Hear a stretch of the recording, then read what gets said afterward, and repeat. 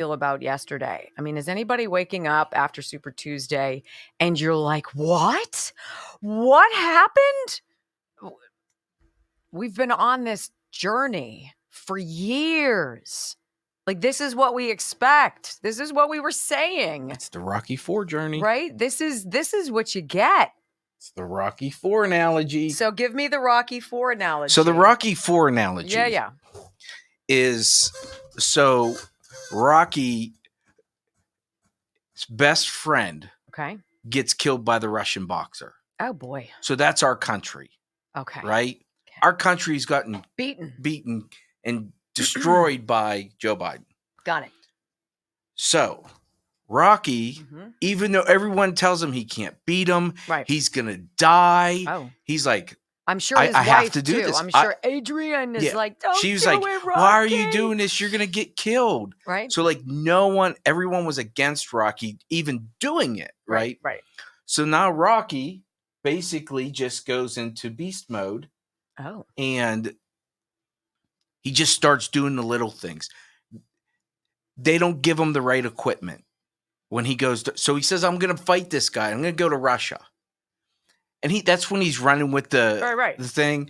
Same with Donald Trump. It's Miracle on Ice. We're going to throw all these things at you. Yeah, we're going to outwork you. You're going to have to do an unconventional way of training and campaigning. Is that the part where I saw him jogging through the snow, dragging logs with him? And then I was like, oh, Jesus. Yes. Well, that's what Donald, he's slugging through the country with these court cases. Yes, he is. So Rocky then fights him. Okay. And Rocky takes a shot here, a shot there, but he doesn't go down. The Russian goes into his corner and says, I can't knock this guy out. He just keeps going. Yes. And Rocky comes back, and I don't know what round it was, but maybe like the 10th round. Okay. The tide starts to turn. The Russian audience starts to cheer for him. Starts cheering for him. Oh. And at the end, when he finally knocks this guy out, and the Russian, the owners, like the Russian Federation, comes down and starts yelling at him in the ring while he's fighting, and he picks the Russian Federation guy up and throws him. Oh. Which is a lot of Democrats right now. Yeah. It's the Latinos, it's the blacks, it's they're gone, be gone with you, Democrat Party. So then when it's all over, he knocks him out, and the whole crowd is chanting Rocky's name. Got it. And then Rocky comes out and says, we're not so different. Ah. I didn't like you, and you didn't like me. But now, essentially, I respect you, and you respect me. Yeah, I don't respect them. You had me up into that point. Okay. Here. I tolerate... You are who you are, and I am who I am. Yeah, but I don't like who you are.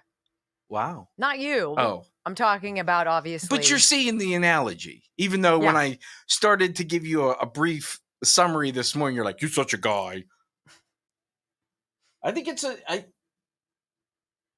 you could make anything into a Rocky analogy. Anything.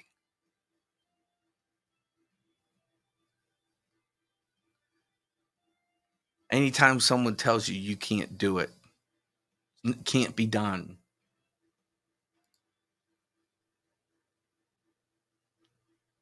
Rocky IV. Okay. It's everyone's homework. I said this too, and I was talking to people on the app stream this morning. Mm-hmm. If you were to run Rocky IV at the same time that you ran the State of the Union, I guarantee Rocky IV would get more views. Well, I don't think that would be difficult. I think we would probably expect that. I know you can still see my boo-boo. Such a guy with a fresh petty. Hey, changing. There's nothing wrong with changing. There's nothing wrong with taking care of yourself. And there's nothing wrong with a pretty woman doing that on her feet, right? Something like that. We're talking about Brock's pedicure, of course. I love him. Why wouldn't he? See how I roll? 4, 3, 2, 1. Welcome to your daily dose of facts to fight off the liberal gaslighting. You can be in the middle of a hurricane. You have sanctuary in the city of Chicago. Or you can be on a calm day. North is still north. You could be in a thunderstorm. I am angry. We are not going back. Not ever. North is still north. People can yell at you. The hell with the Supreme Court. We will defy them. North is still north. It doesn't change fundamental things. And in this business, right is still right, even if you stand by yourself. We don't get fooled again. No. Live across the fruited plain and from sea to shining sea, we're converting the Marxist left 1 hour at a time on the Wendy Bell radio program.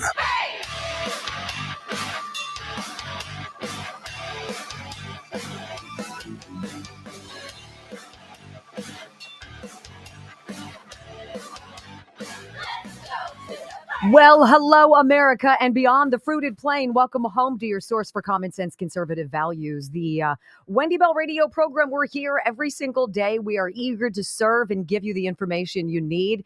It was a Super Tuesday slaughter, right? Is anybody out there going, oh my gosh, did you see what happened? Of course not.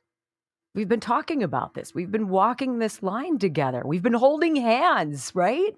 Every single day for the last several years, we've been walking this walk.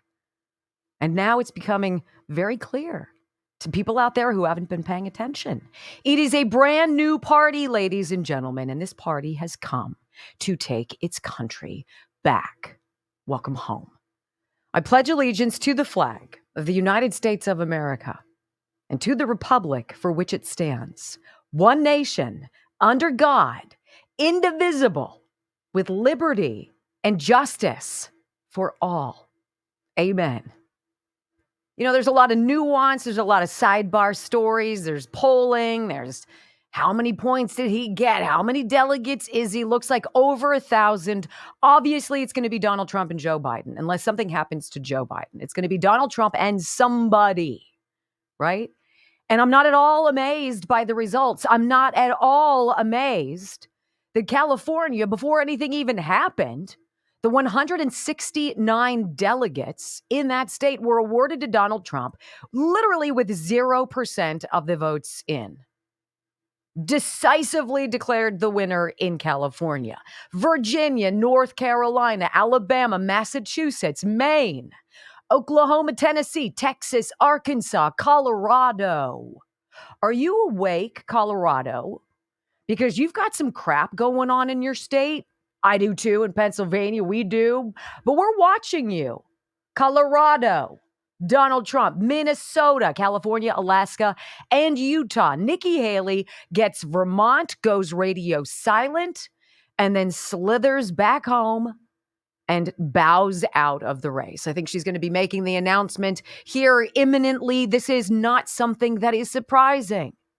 I'm not going to sit here and tell you, woohoo, because we have work to do. You know, when you've been beaten enough times, and then all of a sudden you punch back and you land a blow, yeah, that's a victory, but you've got a match ahead of you. You've got revenge. See, this revenge isn't about hurting other people. It's not like what the Democrats do, who are the most destructive force in this country. They have done more to damage America. Nobody has done more than Democrats to do damage to America. And we've taken enough blows. We've seen enough people harassed, arrested, shaken down, shackled. We've seen the optics. We've sat here for the High School Musical presentations. We followed the data. We dug into the research. We exposed the garbage. Think about every single day during COVID when you were here with me. What did we do? We walked through it every single day. The edicts, the tyranny, the emergency declarations, the magic wand waving, the egos getting out of control. and the science that the entire time never supported. And we broke it down for you in painstaking detail. They knew better, and they inflicted damage on 330 million people anyway. And we're just getting started. Look, I'm excited about California. Whatever, though. California, I'm not putting a lot of eggs in that basket. 73% of the vote finally for Trump in California. Some of the other things, Alaska, Trump crushing Alaska, taking 87% of the vote. His victories in all the other states have been absolutely massive, taking home shortly before midnight. At the lowest, 61% in Massachusetts. At the highest, 83.7% in Trump country, Alabama.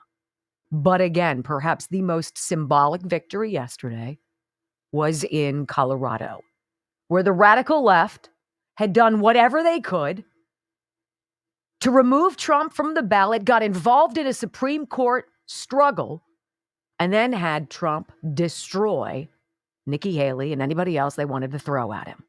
Finally, Nikki goes away.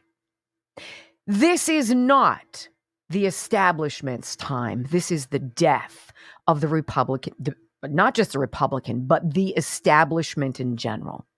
We are done with the George Bush way of life.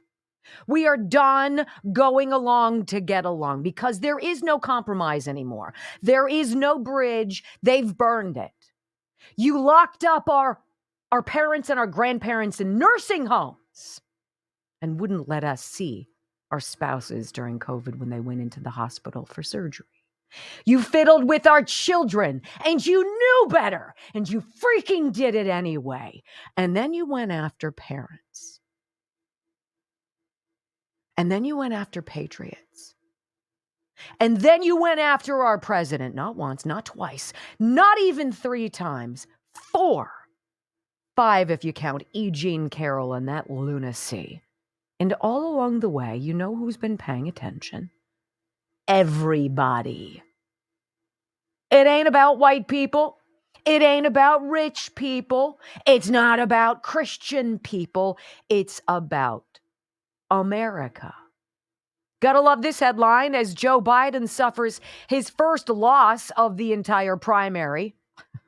This is just, it's ridiculous. Joe Biden loses American Samoa.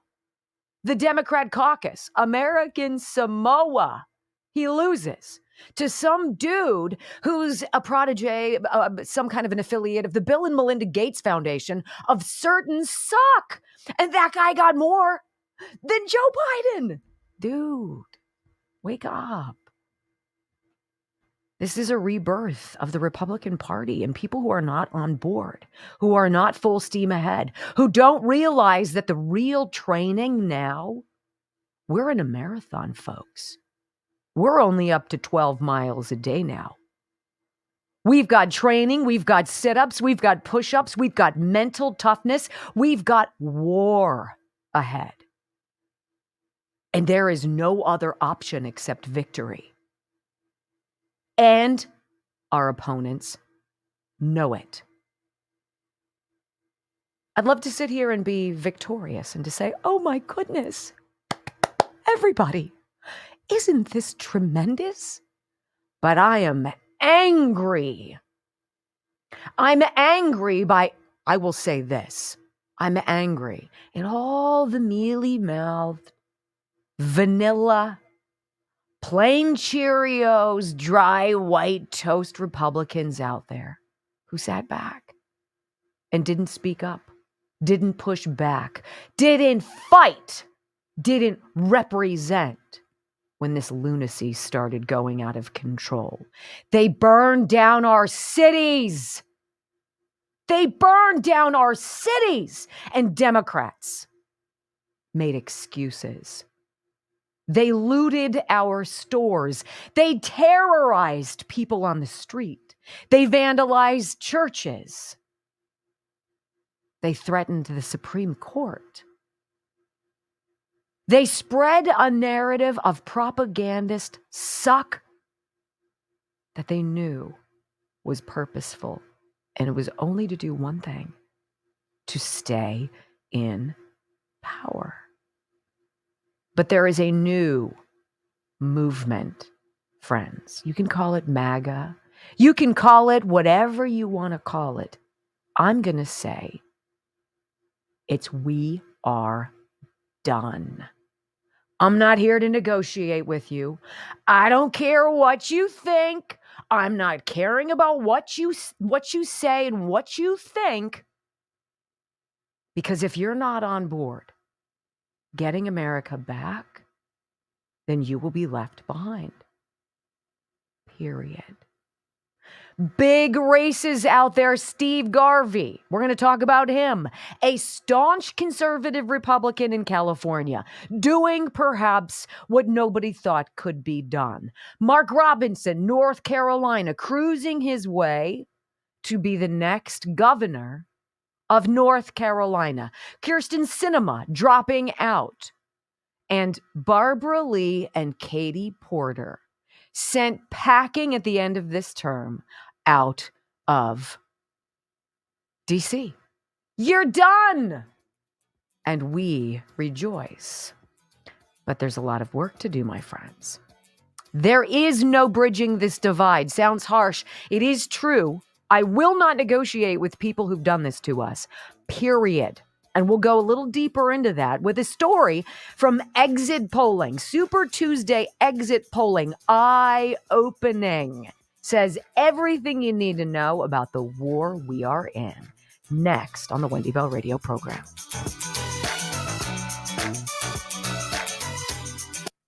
Kari Lake has an open path now.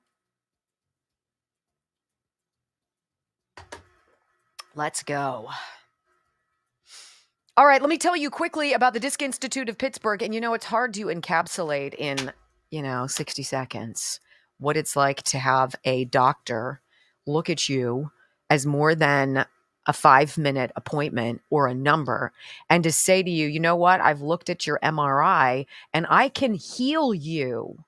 The discs in your back and your neck that are bulging or herniated that absolutely kill you. When Dr. Rafferty looks at your MRI and says, I can fix that and you don't need to have surgery. Talk about joy. 412-906-9600. He's done this 10,000, 15,000 times with a 98% success rate.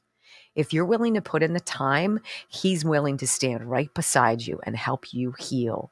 PittsburghDiscInstitute.com. 412-906-9600.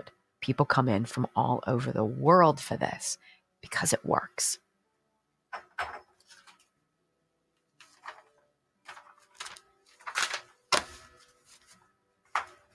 Keep an eye on all the people who start jumping ship.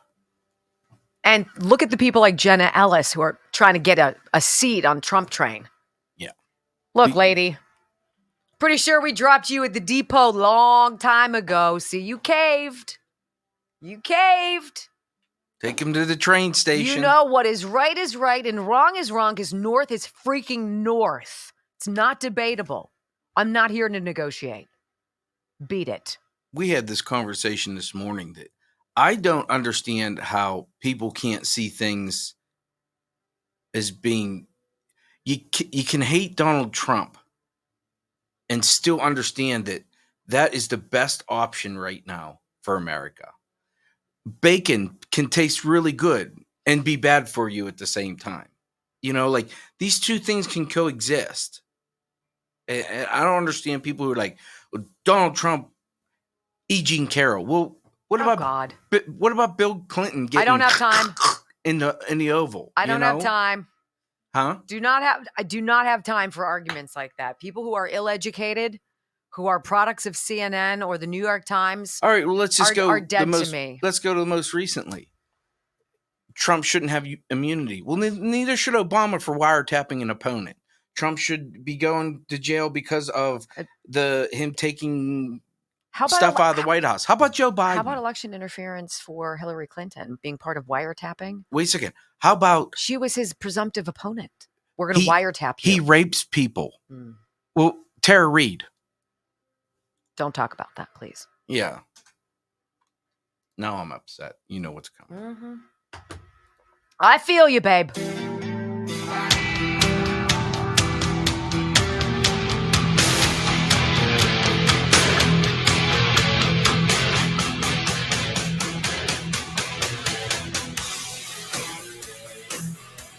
There is right and there is wrong. And everything that the Democrats do is wrong. It's wrong. It's negative. It's divisive. It's hurtful. Somebody always falls through the cracks, and we all end up paying for it. There is not one single issue I believe a Democrat can go toe-to-toe with me on and win. And I would challenge any of them. Give me one thing Joe Biden, let's just talk about any Democrat, has done that has been beneficial to you. Oh, well, we had Obamacare. Oh, how's that working for you? You guys keep your doctor? You guys save all that, right? Or did your premium go through the freaking roof and everything became haywire? Yeah, that's what happens when they meddle in crap that they shouldn't. Every single thing they touch explodes in their faces, and you're watching a very clear shift away from the suck to salvation. It's not just one person. It is a movement. It is a feeling. It is a wave. It is that vibration. It is that hope that crazy is near its end. And I will say this again. There are people in all of our lives who will not be saved. We will carve out more. We will trim more of the dead weight. We'll lose the baggage because I can't carry it around anymore. This is an exit poll, redstate.com. Abortion is the top issue for Democrats. Biden border crisis is the top issue for the GOP. Look, if your big number one issue is your ability to kill your child, you and I are going to have fundamental differences. Period. Now, you might find it distasteful as a conservative for me to say, I really am not going to be bothered by what everybody else does. I can't sit here and litigate behavior. I can't tell the parent of a 9-year-old girl, you probably ought not start those hormone treatments. It's not my business, but they're making what they're doing our business. And if abortion is the hill you're going to die on, then good riddance. Here's your story. An exit poll of Super Tuesday voters conducted by Decision Desk HQ found predictable differences between Democrats and Republicans regarding the issues they are most concerned about in this election. Do you ever notice that conservatives and people on the right worry about everybody? It's about what's good for all. It is a groupthink kind of thing. Over here on the left, it's some fringe. There's always some fringe victim. Everything they do is predicated on having to protect some disenfranchised person. Trans rights are human rights. What kind of rights does a transgender person not have in this country? You can go lop off anything you want and stitch whatever you want on in this country, ladies and gentlemen. That's a fact. This poll surveyed absentee early and day of voters, and according to the poll, Democratic voters prioritized abortion. Think about that. 27% citing it as their top issue. The economy ranked second, 25%, education third at 11%. Despite significant pundit class anticipation of progressive voters' responses to President Biden's stance on the Israel-Gaza conflict, only 9% of Democratic voters cited foreign policy as their top issue. It was fifth overall. Republican voters prioritized immigration, with 44% citing it as their top issue, followed by the economy at 28%. Period. These findings show President Biden does not have to walk as fine a line as apparently they were thinking with Hamas supporters and all of this stuff going on. Apparently, Democrat voters are more interested in aborting their babies. Fantastic. It's not that surprising, of course, this article says, that Democratic Super Tuesday voters' top issue was abortion. But what will be more important for the general election is how that issue ranks among independent voters and potential swing voters. Democrat Super Tuesday voters in a year where there's not a contest at the top of the ticket are not those voters. What will be problematic for Democrats is the 25% of primary voters who said the economy. The economy. I can tell you, it's a very full, safe way of not getting an abortion. It's tried, it's true, it's logical, and it works. Be responsible. Period. Take responsibility for your actions. Now, can we move on to more pressing issues that impact all of us? Like the strangers the Biden administration admits now to flying in under cover of darkness on your dime.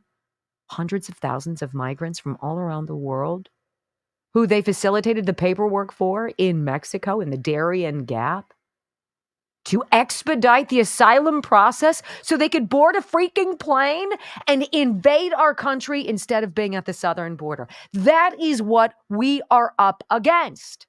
There is no negotiation. There is no compromise with crazy, ladies and gentlemen. They have needed people, new people, because their ranks are souring. Black voters are done being used. Young voters are sick of hearing about it in school. They're pushing back too. And what is it with the folks who are out there working every day, but perhaps might not have a college degree? Why are they so infinitely wiser than the college educated out there who are easily indoctrinated into whatever the left and the media tell them? This is what we're up against. It is a war for the soul of our country. It is a battle for the future that we're going to give our children and our grandchildren. And this says everything. 47% of Democrat primary voters say the nation is on the right track. Do you like where we're going? Does it feel safe and reasonable? Does everything feel comfortable to you? Are you proud of what America looks like right now? Well, look at a Democrat in your life, because they're the ones at fault. And then take action. That is what this call is. When we come back on the Wendy Bell radio program, I want to talk about specifically this California thing. Oh, actually, no, I want to talk about this. No cooperating with crazy. Why? You'll hear why next.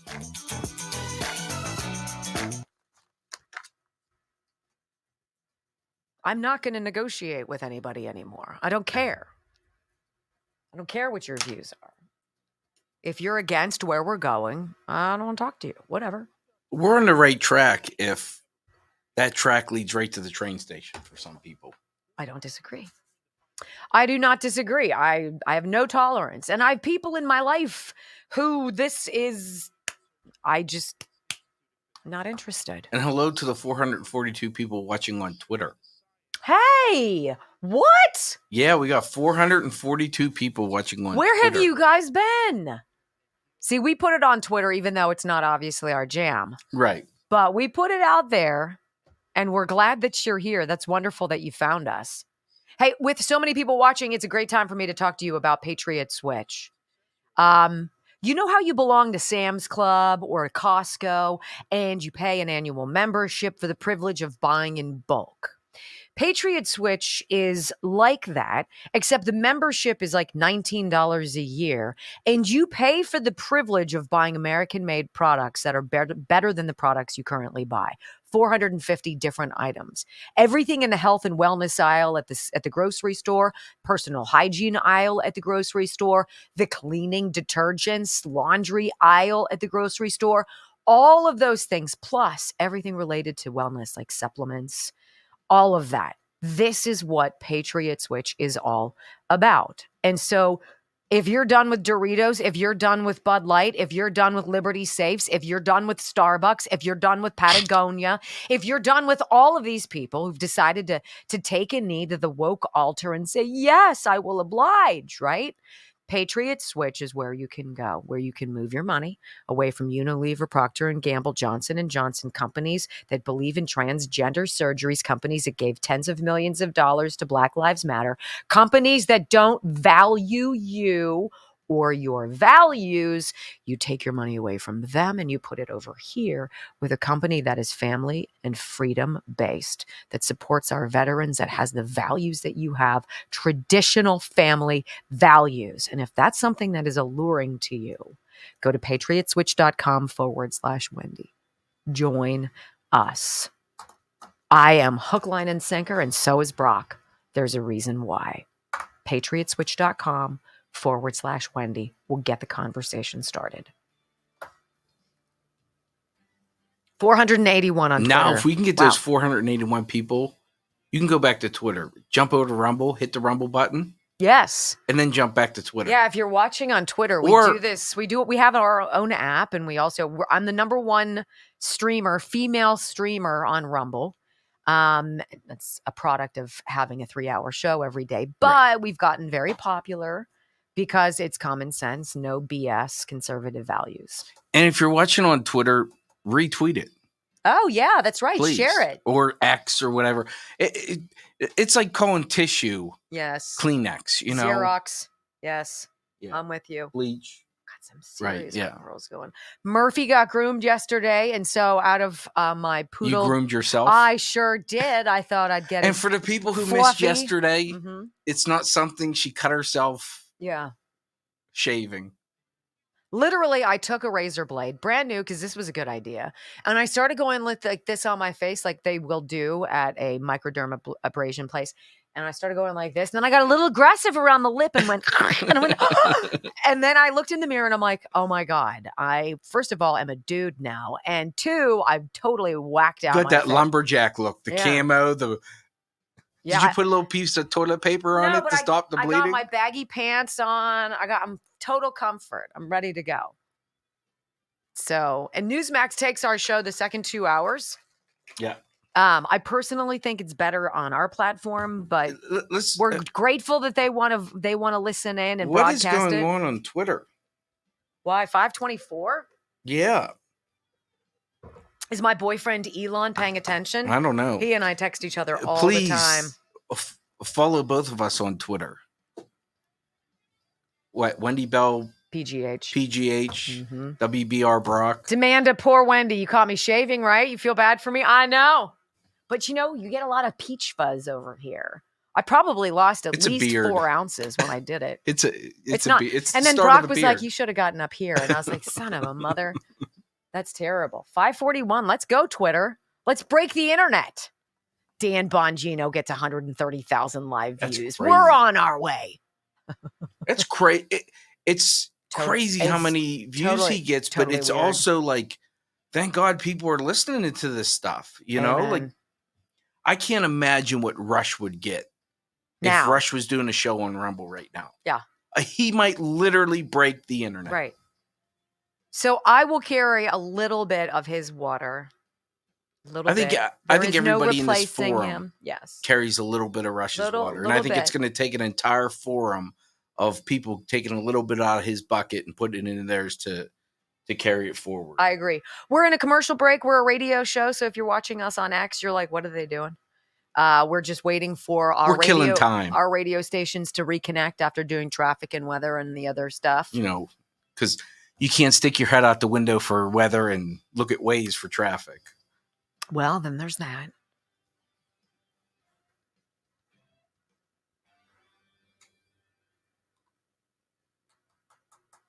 Here comes the crazy.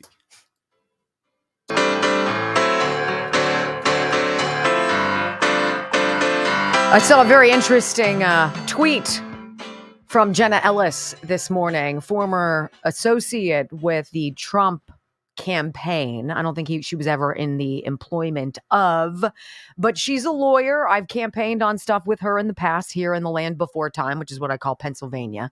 But she got wrapped up into that Fulton County election interference case with Donald Trump and like 19 others, and she decided to settle. Look, you got to make decisions based on what you think is right for you, right?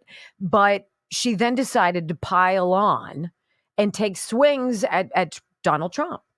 And now all of a sudden, now that Nikki Haley is out, that Trump has obviously done what needs to be done because we are done. She's wanting room back on the train. She wants to squiggle back in. She wants to nudge her fanny back on the seat. Pal, beat it. Beat it. I'm sorry. But we don't negotiate with crazy. There is no cooperation with crazy. And we've been living in crazy. How many times, ask yourself this question, to the point where you have to perhaps even turn me off? I hope not, but I get it.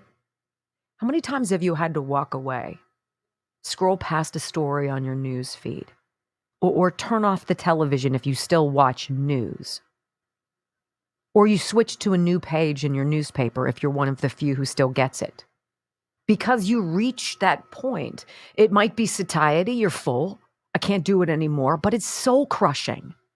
It's soul crushing to see how much damage has been done to this place that we love. And I am angry. And that's okay. But I'm not sitting here looking for some olive branch. I have no intention of shaking hands with people who are part of the destruction. Those people suck. Period. What are some of the things that I will not cooperate? The time for that cooperation has long passed. There is no bridging this divide. It ain't going to happen. One, it's not going to happen in the Republican Party. Notice the shift. You're either establishment, you're George Bush family, Mitt Romney, who's not even a Republican. He's an imposter. The establishment, Rhino, Nikki Haley, Koch brothers of suck, that side of your party. And then there's the grassroots. Oh, hell no. Oh, hell no, are you going to do that to my children? Oh, hell no. Are you going to do that in my community? Not only do you have that division, the chasm between left and right, my friends, is apocalyptic. How do you meet in the middle with people who believe men can be women and women can be men? How do you do that? How do you meet in the middle with people who believe race is more important than passion or grit or merit or ability? How do you do that? How do you meet in the middle with people who believe Israel is in the wrong and that Hamas was justified to rape and murder and behead women and children? How do you navigate that? How do you go to bed at night with that on your soul? How do you do that? How do you meet in the middle with people whose top concern is their ability to murder their own children? How do you meet in the middle with people who call you a Christian nationalist or an extremist, a homophobe, racist, sexist, fascist threat to democracy? How do you go back from that? Yeah, well, I really didn't mean it. Damage done. I'm done. Beat it. How do you meet in the middle with people who believe in sexualizing children, who normalize drag queens gyrating in front of toddlers? How do you meet in the middle with people who believe trans rights are human rights, when transgenderism is a mental illness only suffered shockingly in the first world countries? How do you meet in the middle with people who blindly followed the experts and dutifully obeyed people like Tony Fauci, then freaked out when you had the audacity to say, you know what, this doesn't feel right. I need more info before I roll up my sleeves? How do you meet in the middle with people who openly cheer biased jury pools or who believe laws can be broken so long as your political objective is the reason? There is no compromise. That day is done. And I want you to hear some of the crazy. I want you to hear Jen Psaki and Rachel Maddow. MSNBC last night. This is the childishness. This is the toxicity of college-educated liberal women, the scourge of our country. And if you're one of them, so be it. I think you suck. Listen to this. I mean, if you look at some of these exit polls, I mean, I live in Virginia. Immigration was the number one issue. Yes. I mean, again, these could change in Virginia. Well, Virginia does have a border with West Virginia. Very, very contested area. Build the wall. Like, what? 2 weeks ago in Virginia, Jen and Rachel, An illegal alien from Venezuela was arrested and charged with sexually assaulting a 14-year-old girl in Campbell County. He had crossed illegally into El Paso in September of last year. He was released into the United States by the federal government. Laken Riley hasn't even been dead a month, and you have the audacity to sit there and make fun of people in this country who are scared to death about the danger that you have welcomed into our land. How dare you? And then there's the typical tropes. When you see the world solely through the lens of one thing, well, if we're talking about Joy Reid, it would be racism. When everything you see is seen through the prism of racism or discrimination, or somebody's got a knee on your neck, or there's nothing that you can do, and you're a multi-million-dollar paid top of the line news anchor on national television, and you want to cry to the rest of us that the system is rigged against you and that Republicans are racist. Joy Reid, how dare you? Audio soundbite 1. But Republican voters don't vote that way. They don't vote based on economics or based on the benefits they're getting economically from the president. They're increasingly, from the Tea Party on, they're voting on race. They're voting on this idea of an invasion of brown people over the border. The idea that they can't get whatever job they want. A black person got it, therefore drive all the blacks out of the colleges, get rid of DEI. That is what they're voting on. They're just voting specifically on racial animus. At this stage, it isn't about economics. No. Isn't it interesting how well they know us? Boy, she hyperspaced right into my heart, right? Democrats tell black people that they can't succeed, that they can't achieve without help, that they can't get into college if there's an SAT, so we need to get rid of it, that they can't get anywhere unless the rules are bent to accommodate them. Do you know how discriminatory that is? Do you know how defeating that is? Do you know how racist that is? White kids don't need your help, but black kids do. Is that really the message you want to send, Joy? Because that's what you're sending. Audio soundbite number 2. All of a sudden now we're going to talk about the ineptitude of Donald Trump. He couldn't manage anything. Couldn't manage COVID. What a failure. You're going to be on the losing side of this, ladies. In fact, you were a long time ago, and now you just sound pathetic. Go. Donald Trump had one job. He had one crisis. He's saying, oh, all of these things were perfect. You had one crisis, bruh. It was called the pandemic. And you know what you did? You bollocksed it completely. You did so poorly at managing your sole crisis. The one hard thing to do, the reason he doesn't look old like Biden looks older, the presidency ages you when you do the job. Obama went gray because he was doing the work. Donald Trump looks the same as when he ran because he was playing golf the whole time. His one job you think was that to hair manage. color's natural? That too. But the reality is, he had one job: manage this crisis, and he messed it up so badly that they had to do the stimmy. People love the stimmy. Why did they have to do the stimmy? Because 1 million bodies are in the ground. It was because Democrats. of how poorly he managed an airborne virus. Oh, that's not going to age well, Joy. You want to go there? Do you want to talk about the millions of people who have either died because of that jab or whose lives have been forever changed because of, oh, I don't know, page 1, page 2, 3, 4, 5, 6, 7, 8, 9. 9 pages of known side effects during phase freaking 1. And you have the audacity to say that Donald Trump failed on COVID. He failed because he listened to Tony Fauci, who is evil. And she's not done yet. Audio soundbite number 3. By the way, if you want to do another chart of when you saw the spike in border crossings, because it was down to record numbers under George W. Bush and President Obama. It spiked again because of COVID. COVID is the spike again. You just look at the chart.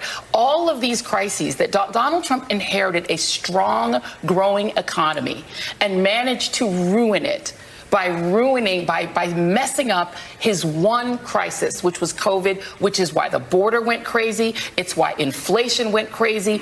All of those crises Joe Biden has had to fix. Joe Biden's job creation rate is second only to Bill Clinton. He's not only fixed it, he's actually been more successful as a domestic policy president than any modern president. All of the things Donald Trump is trying to take credit for on the campaign trail are Biden things. And Biden needs to run out there and take credit for it. There is no cooperating with crazy. She's Harvard educated. That speaks volumes. This is why I say college educated, liberal women. You can't get through to them. There's no managing that. Period. Time to walk away. Perhaps the most intriguing sound of the night came from Rachel Maddow, and I'm going to wait to play it for you until after the break because they all know what is coming. They are losing their minds because as much as they want to tell you how to think, it's amazing. You're not listening. Don't go anywhere. The Wendy Bell radio program continues right after this.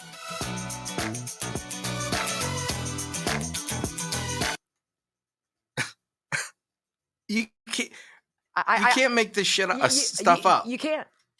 The fact that COVID was because of immigration was because of COVID. No, the fact that she said the reason Donald Trump doesn't look old is because he golfed too much. Yeah. Well, Joe Biden's been on vacation for 40% of his presidency. Yes. He should look like he's 50. I was going to say 45. And enjoy.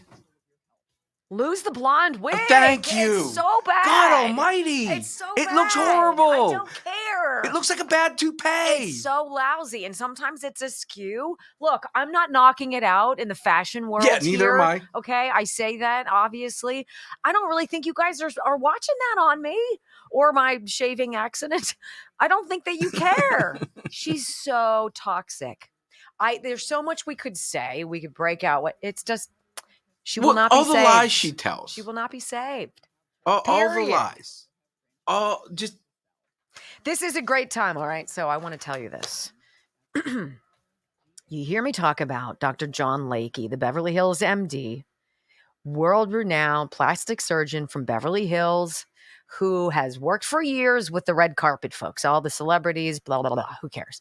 But he's been doing stuff with them. So when they have big events, they can hide the appearance of shadows, bags, wrinkles, etc., particularly here and here. And then he said, you know what? Why can't we just make this something that all people can get? And so he did. And I got some of it. And I've been using it. Now, I'm going to be 54. I'm not telling you I'm sitting here 30. Right? But I think I'm okay for 54. And I will tell you, this is what it looks like. I'm not going to show you because I want you to learn why it works before you decide to get it. And that involves watching a video. You're going to be like, that's so annoying. It's really not because you learn something about your skin. BHMD, Beverly Hills MD, BHMD1.com/Wendy. BHMD1.com/Wendy. I'm just going to tell you, I freaking love it. And they just sent me more. And I was like, hot dog. You were all excited about Let's go. You're like, they sent me more. I'm like, okay. BHMD1.com/Wendy. I wonder if he does razors. Oh, God. You know what? I put some of it on it this morning. It's getting better. Yeah. 862 on X. Look at that. Let's go, Twitter. Yeah, you know what that means. The trolls will be out. I love it. I love the trolls. I'm hot for 44. Oh, that's nice. Nice. Soccer sucks. You can stay as long as you want. How you doing? I want to get closer to my... Wow. I know. Who doesn't want some of that? Wow. All right, what am I doing here? Oh, yeah, Rachel Maddow. So great. It's a new party. It is a new party. The party has been growing. The party has been beaten. It's been kicked. It's been doxxed. It's been restricted. It's been canceled. It's been fired. It's been demonized, lied about, all of it. And they're done. We are done. And we're taking it back. And Rachel Maddow says it out loud. She's like, this is amazing what we're watching on the right. This is remarkable. For Rachel Maddow to say amazing and Republicans and to connect those, they know they are so cooked. Go. The courts are not going to help. The law will be a sidebar to the main decision. You will make this decision. The only way this decision will be made is by you picking one, by you volunteering and donating and campaigning and deciding it matters enough to you to not only vote, but to help your candidate try to win. The Republican Party really, really is amazing right now. But the only thing that will stop them is Democrats winning instead. Period. Full stop. Thank you, United States Supreme Court, for the clarification. The campaign, if we didn't know it already, the campaign starts now. He's really upset. That campaign started on January 6th of 2021. No, scratch that. It started on November 4th, 2020, when you and I went to bed. And everything, when we woke up, was flipped on its head, and you were told, suck it up. Sit down. Shut up. This is the way it's going to be. And we said, you know what? I don't think so. And we've been watching. And we've been talking and we've been sharing. You know, there is something joyful to report to you today. And it's too little too late in many ways for hundreds of thousands of Ukrainians and Russians. Headline from the Gateway pundit, Victoria Nuland stepping down. Why ever would that warmonger want to walk away from her job? She's the architect of the disastrous U.S.-Ukraine policy since 2014. Apparently, she's going to be resigning in the coming weeks.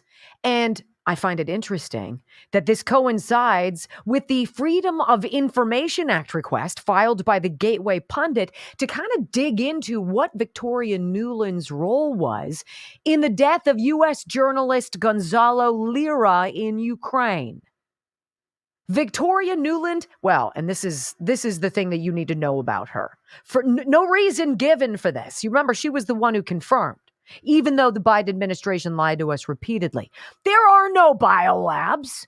Vladimir Putin, he's a liar. What's he talking about? We're not operating biolabs on the Russian-Ukrainian border. Wah, wah, until Victoria Nuland came out and said, yes, in fact, we have quite a few.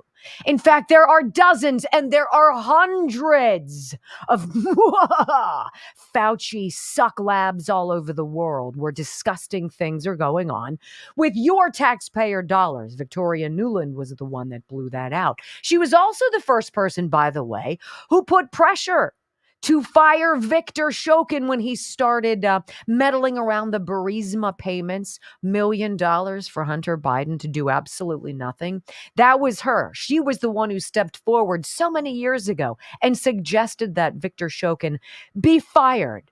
Very interesting stuff, isn't it? Nuland was also at the heart of the Russiagate conspiracy to stop Donald Trump.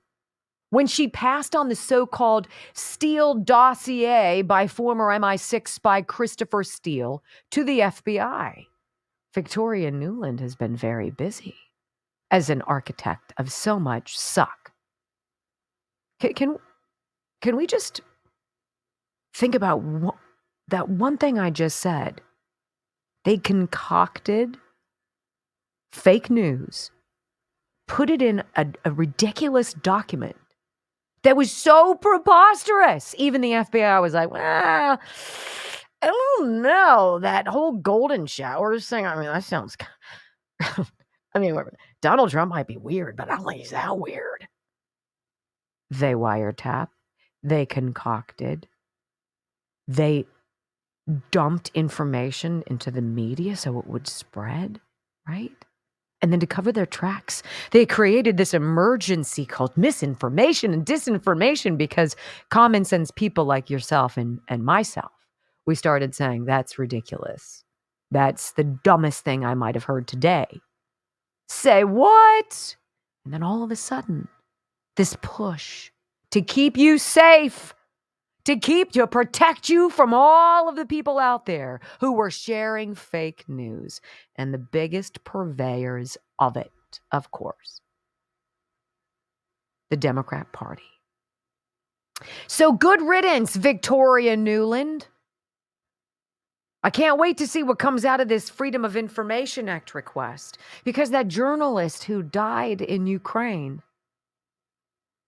long said that you hated him and that he was afraid for his life. I'll be interested to see what shakes out of that. There is no negotiating with crazy. And these people are crazy. They start wars. They create fake stories, false narratives. They cheat. They steal in elections. They create gene-scrambling elixirs, knowing that they're injecting harm into your body because the money that they get from it is better than their conscience. It is the great divide, and there is no bridge that's going to bring us together. That would be a fact. Steve Garvey, California, what is going on? Do you guys believe in miracles? You gotta believe. It's what the Dodgers slogan was for years. Well, Steve Garvey does. And so do a hell of a lot of Californians who are done with the suck.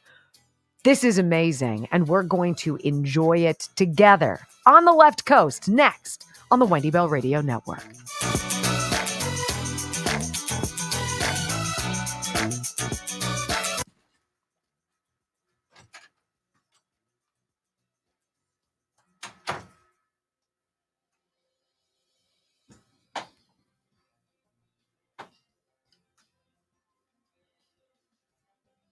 You guys are crushing it on the Rumbles, and we're just about ready to hit 1,000 on Twitter.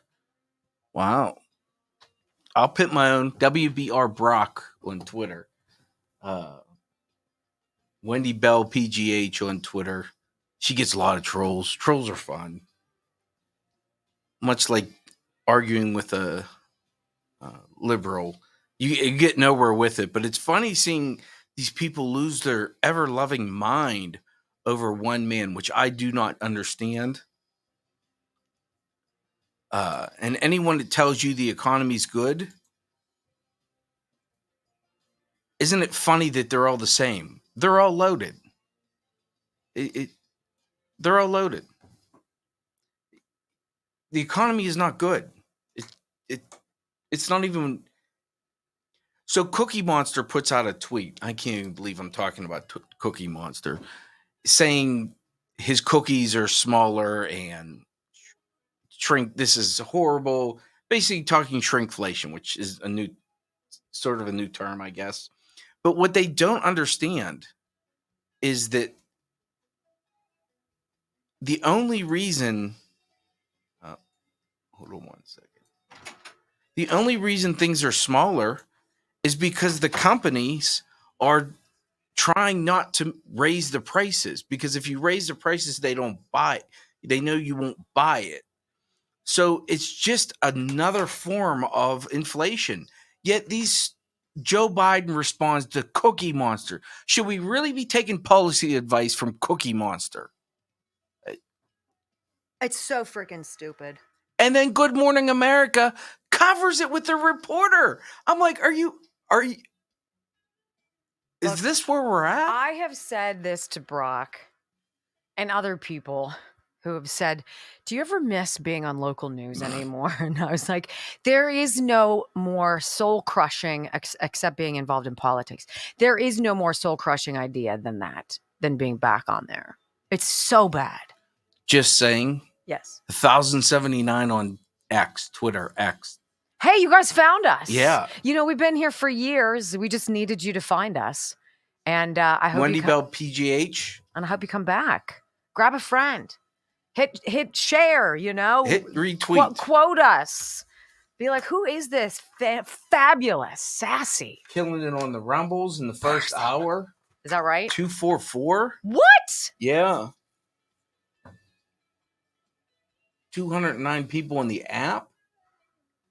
You guys, this is really great. 12-7. Hey, we're Rumble. we're gonna do something, and I think Brock has the right idea. We are gonna do something on election night. We are gonna be here for like a chunk of time, and it's just gonna be a long next day because They heard that Brock was right. What about it? Brock was right.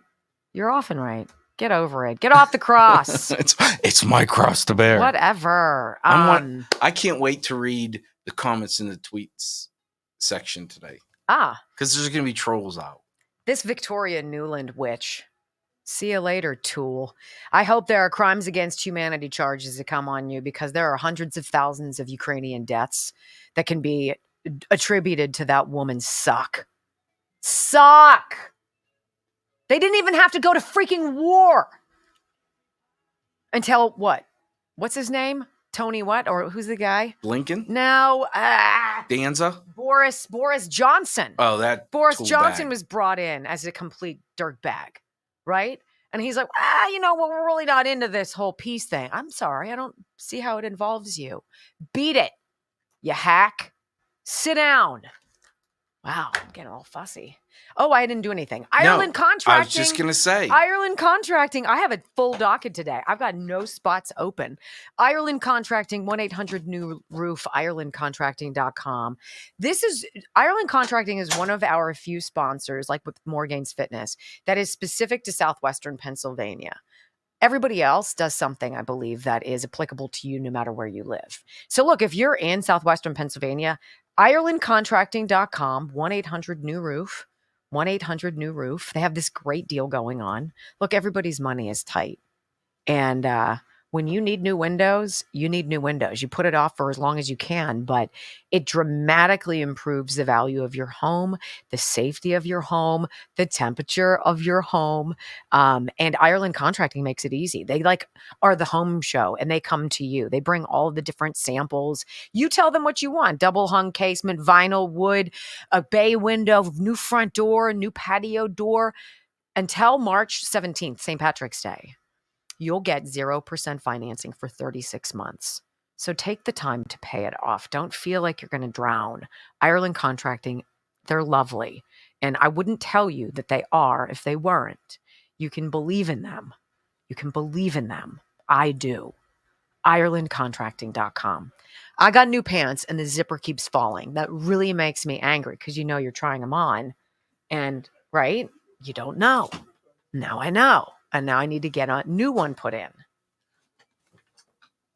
I know. These are the things I have to worry about. I was telling him my pants, my zipper keeps falling down.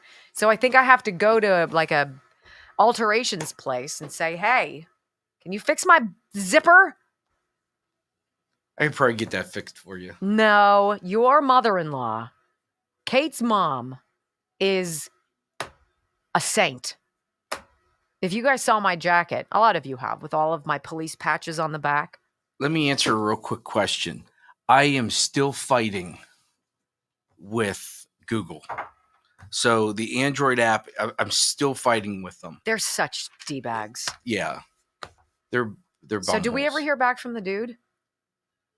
Remember that guy was like, I'll help you. I have not. I'm waiting to get the response from the last response from Google that. Okay. Look at you, 1286. We are breaking the internet. Yeah, look out. We are. This is it. Gosh. It's very exciting, you guys. I really appreciate it.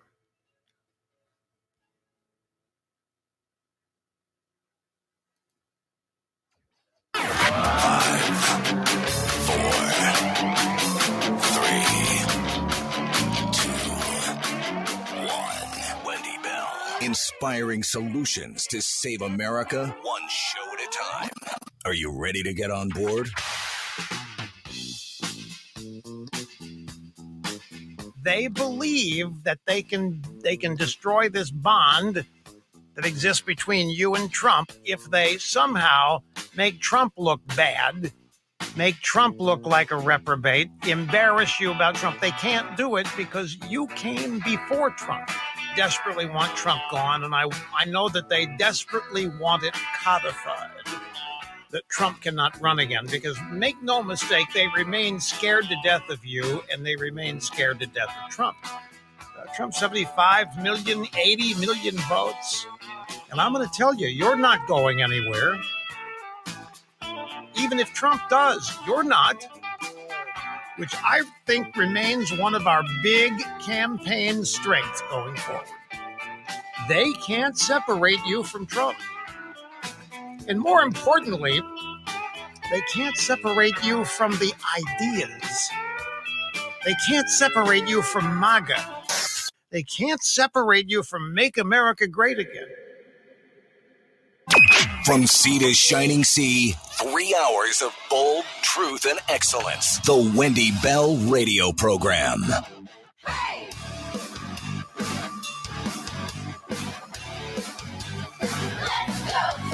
Welcome back. Hour number 2 of the Wendy Bell Radio Program on the clock. Remember our podcast. We have 2 million people out there walking around with our podcast downloaded onto their phone. Why don't you join them? Wendy Bell Radio. Just search it wherever you get your favorite podcasts. Get us on your device and take us with you wherever you go. Thank you. You know, I am a Californian. I grew up in the San Fernando Valley. I live in Calabasas, which is, if you know the area or you're involved with People magazine, it seems like everybody and his brother now who's a celebrity lives in Calabasas, California. Was not that way when I was growing up, is now. Steve Garvey lived nearby. Being a Dodgers fan, going to games with my folks.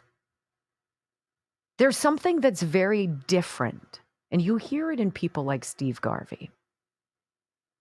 There's something very different about conservatives versus liberals.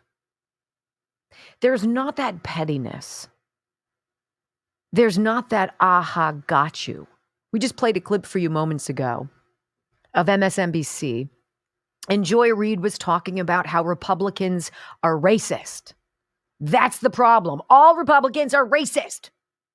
And then one of the women on the panel said something about Donald Trump and the color of his hair not being natural. You know, I don't have time for that. I'm a busy woman. I got 2 jobs. I've got 5 kids. I've got a husband who's a doctor who needs a lot of help from me at home, right? I do a lot. I don't have time for petty. I want results. I want people I can depend on. I want people who don't lie to me. But more than anything, I just want somebody who's decent. Steve Garvey yesterday advances in the California Senate race. This is the first time since 1988, right? This is huge. Since Pete Wilson. This is huge. He advances along with Adam Schiff to the general election for that Senate seat to take the place of Dianne Feinstein.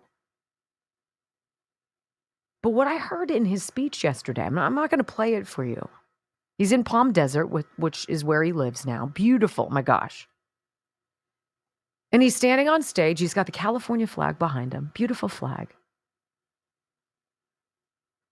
You've got the American flag on the other side. You have his wife, people who I presume are his sons, Guy's 75 years old, right? He has adult sons. And he says, you got to believe. Is this the great California comeback? And then he respectfully congratulates Adam Schiff, who is a champion dirtbag. There are a few people I might lunge out of my seat to try to throat punch if I'm feeling really sassy. He's one of those people, right? And Steve Garvey congratulates Adam Schiff on his win and says in a very mature way, we will see you in November. We have a lot of work to do. And then beyond respectful, he congratulates Barbara Lee, who's a freaking Marxist, right? And Katie Porter, who's just a lunatic, congratulates them on basically being eliminated from Congress. You guys rolled the dice. You came up short. You're packing your bags. They're kicking you out at the end of this term. Sayonara. Good luck. But he does it in such a beautiful way. Good job for them. Congratulations, and I wish you only the best. This story, though, is legit. And I want to bring up the map that I can see for you. So in the California U.S. Senate primary, again, this is filling Feinstein's seat, Adam Schiff got 34.6% of the vote. Steve Garvey, 32.3%. 32.3. This is statistically a dead heat. Look at the places where Steve Garvey has won. Literally everywhere except San Francisco, San Jose, Los Angeles. It's the same thing as Pennsylvania, right? You look at Pennsylvania, 67 counties. 60 of them went to Trump. But when you lose Philadelphia, Allegheny, Erie, maybe a couple others, right? The majority, the will of the people, you're seeing it. You're watching this. Garvey did even better in the special election portion of the election, which is to fill the remainder of Feinstein's term. Even closer, 33.7% for Steve Garvey, 31.4% for Adam Schiff. California. Have you had enough? Have you had enough of the lunacy? This is the state that has openly told you from the mouth of the governor that you don't matter. But that if transgender children who want to run away from another home somewhere else in another state, come to California. We've got you, doors open wide. You want to be a migrant? You're a migrant who comes across? Come on in. We've got endless services for you. As these once beautiful cities like San Francisco are now Democrat hellscapes, where big business has left, just like New York City, where they've lost $1 trillion in investment. And that was before they went after Donald Trump. Look, crazy only lasts for so long, right? We all have that moment of no more. Oh, hell no, no more. And yours might be different than mine, but America has reached satiety. It is time to move along. I want you to hear the meltdown. The meltdown. Steve Garvey moving on to the Senate race. I mean, it's so amazing. It's great. And he's a conservative guy. He's a grandpa, right? He's a conservative. He believes in the values that you believe in. Stay the hell out of my life. I don't want a big government. I don't want big taxes. I want to be alone. I want to live the way I want to live. I don't care who you love. I don't care what you do. Don't make me pay for it. Stay away. Jake Tapper and John King on CNN. It is 2 minutes. It is worth every freaking second. They can't even believe what is going on. Donald Trump, they say, has remade the party. No. MAGA has. Go. The map tells you what you need to know. The delegate count tells you what you need to know. the percentage of it has actually jumped up even more. It's 88% of the delegates. So you look at the percentage. Donald Trump cannot mathematically clinch tonight, but he can get within 100 or so of what he needs, and he can do that next week. And so what you have here is, he has remade the party in his image. There are still some Republicans who are trying to take it away, like take it back. Right? That's over. That's over. There's no back. That party doesn't exist anymore. Right. It just doesn't. It just doesn't. Look at the House of Representatives. Look at what's happening in the United States Senate. Mitch McConnell stepping aside. And some of the more governing conservatives trying to keep their power even just within the Senate Republican conference. This is a new Republican Party. And so you have a very formidable Republican frontrunner who has remade the party in his image. And I know a lot of people at home are asking, well, wait a minute. We all saw January 6th. Wait a minute. Innocent until proven guilty, but there's all these cases. He has convinced them he won the last election. Never mind anything that happened since then. A majority of these voters are going to the polls in most of these states still saying that Donald Trump should be president. And so this is his party. And again, sometimes I think stop talking, just look. This is his party, and he is on a march to the nomination. That does not mean if the general election were tomorrow, there's a lot of data that suggests he would win at this moment in time. It is not tomorrow. It's 8 months from now. So you have two very strong frontrunners who both have very significant weaknesses. And then you have the question of the third-party candidates, which I raised earlier. And so the weaknesses come in the sense of, in very much the way you're talking about how he is reforming the Republican Party. Right. More working class people, including voters of color, African-American, men primarily, but also Latinos. And also the Democrats picking up more educated voters. Right. There's also, so you talked about the education divide, also a big gender divide. Yep. Men voting Republican, women voting Democrat. That's what I've said. White, by and large, college-educated liberal women, the scourge of this country, period. And it sort of seems like they know it. When we come back, Charles Barkley stepping in, a little bit of racism of his own. What? What is he thinking?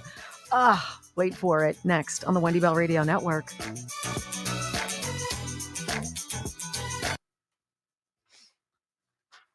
They look like someone just kicked their dog. Right on. They're totally. He's remaking it in his image. I remember being a local news anchor in 2007 when Barack Obama won, and I felt devastated. I was devastated, but I didn't let anybody know how I felt. I had to sit there and I had to write the headlines and I had to deliver the news and I had to be the face of that particular broadcast, and that's what you did. What the hell? I don't want to know how you vote. I don't want to know your freaking bias. I just want the news. You know what? He says the establishment GOP is dead. So's the media. So's all of that. Let me tell you about CB Distillery. If you are, and I think the majority, we did some digging into our, what do we call them? Not insights. The people who follow us. Brock, help me with the word. The demographics, right? I was surprised by this. I used to skew like 75, 80% female. We're getting a very strong male audience coming to this program, to the tune of 40% or more over the age of 55 too. So that is, do you know what a compliment that is?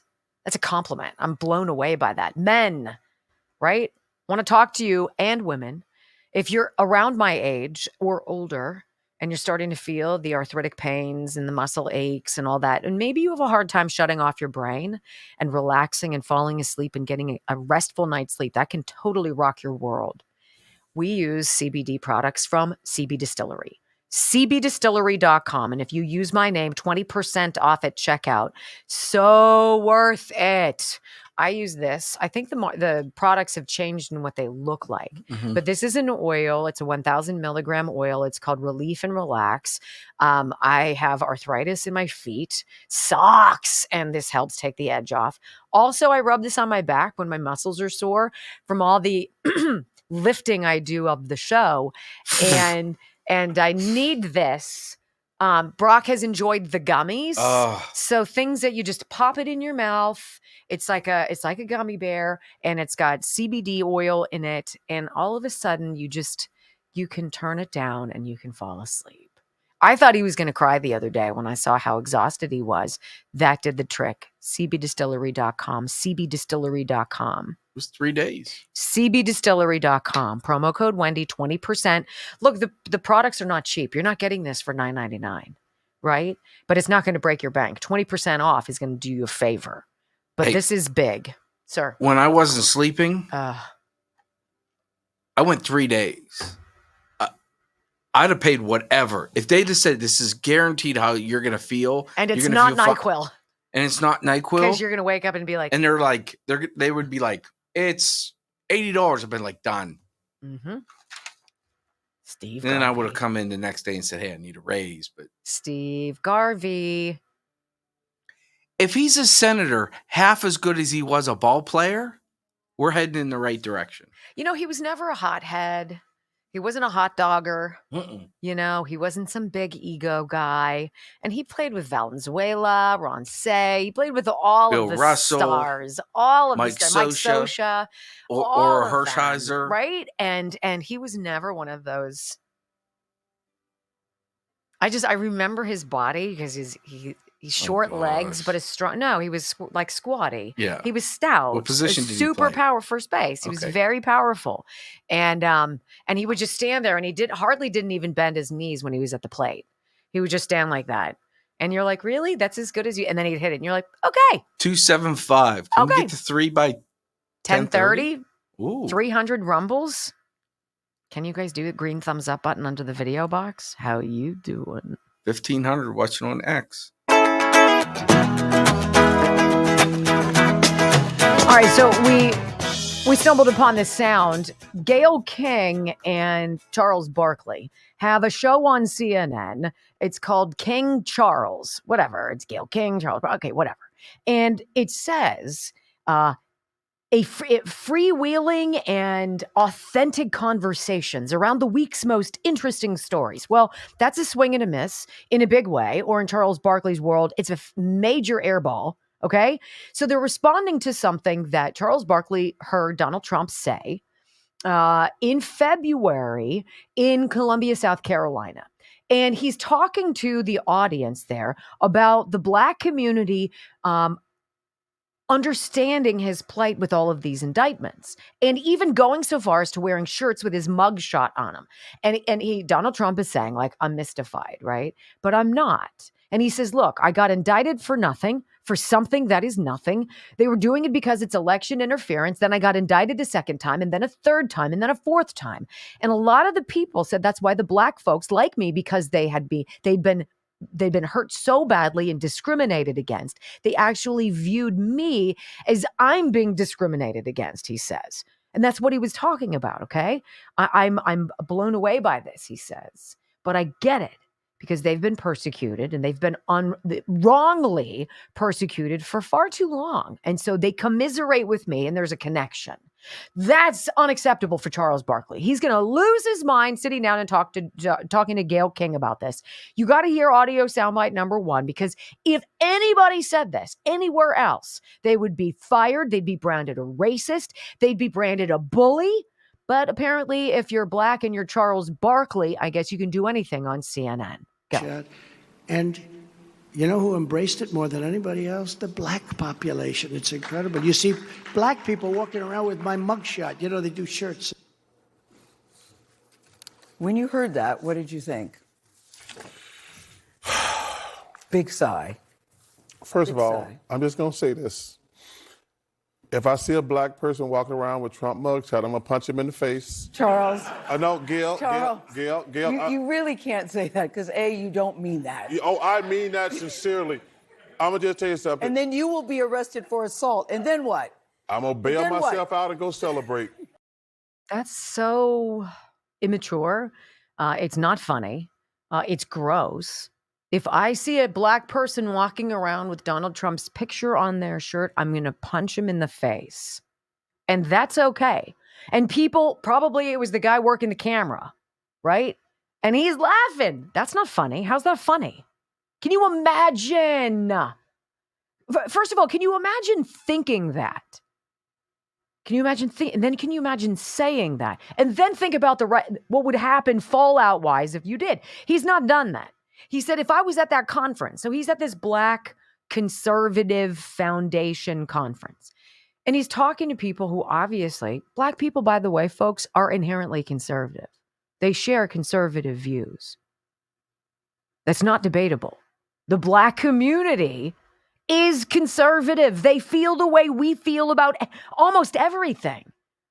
And so here's Charles Barkley. If I was there, I would have done this and this and that. Listen. First of all, if I was at that conference, I'd have got up and walked out. That was an insult to all Black people, because he's basically just saying, and first of all, to compare Black history where we've been discriminated against to his plight. Yes. Well, first of all, he's a billionaire, and they're prosecuting him for stuff he did wrong. People on the left cannot stand winners. They can't stand people who are happy, who are wealthy, who have adjusted children, who are productive members of society, who enjoy their lives, who smile, who have enthusiasm, who ooze love for this country. They hate that. Donald Trump wasn't equating Black people wearing his mugshot with anything regarding Black history. Not at least what I read. He was saying they can associate with me because they feel like they've been under the thumb of the law and of government for far too long. Charles Barkley, you hack. But he continues, and this is the part I love. He's going to talk about all of the things that Donald Trump has done wrong, none of which has been demonstrably proven. Unfortunately, Charles Barkley is not terribly educated. Go. They prosecuting him for stuff he did wrong. And for him to compare... It's still in the court system, Charles. We have to wait. It's still in the court system. But continue. Well, continue. Some of the stuff is true. They did storm the Capitol. They did say that the election was stolen. Those aren't lies, Gail. Yeah. Those are They facts. did say that. They did say that. But to compare, I would have got up and walked out because it's not a fair comparison. You know, he's a billionaire. He's had a great life. He's been president of the United States. To insult Black people who have been discriminated against all these years, to put them in the same category, I was just offended. Can you step outside of the prism of race for a minute, Charles, and realize that the only thing that the CNN audience got out of that interview is that you don't know what the crap you're talking about? Look, the people who refuse to do any of their own research, the people who fell for all the narratives about COVID and the vaccine, the people who fell for all the narratives about make sure kids are at home or when they're playing basketball, put masks on them because that makes sense. The people who said, you know what? We need to protect your loved ones in nursing homes so they can die afraid and by themselves, right? I blame you, Charles Barkley, because you're one of those voices. Think critically, Charles. Do your homework, and then you'll realize that ain't going to age well for you, my man. When we come back on the Wendy Bell Radio program, secret flights of migrants. Really? It's next.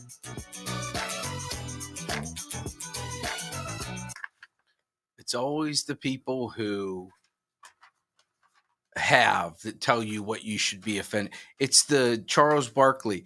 Charles Barkley, God bless him. I like Charles Barkley. I think he's fantastic on like pregame shows and stuff like that.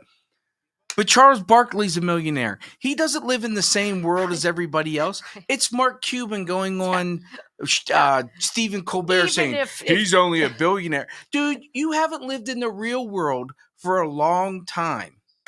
You suck too. And if you're so great, I liked Mark Cuban. I loved him on Shark Tank. So did I.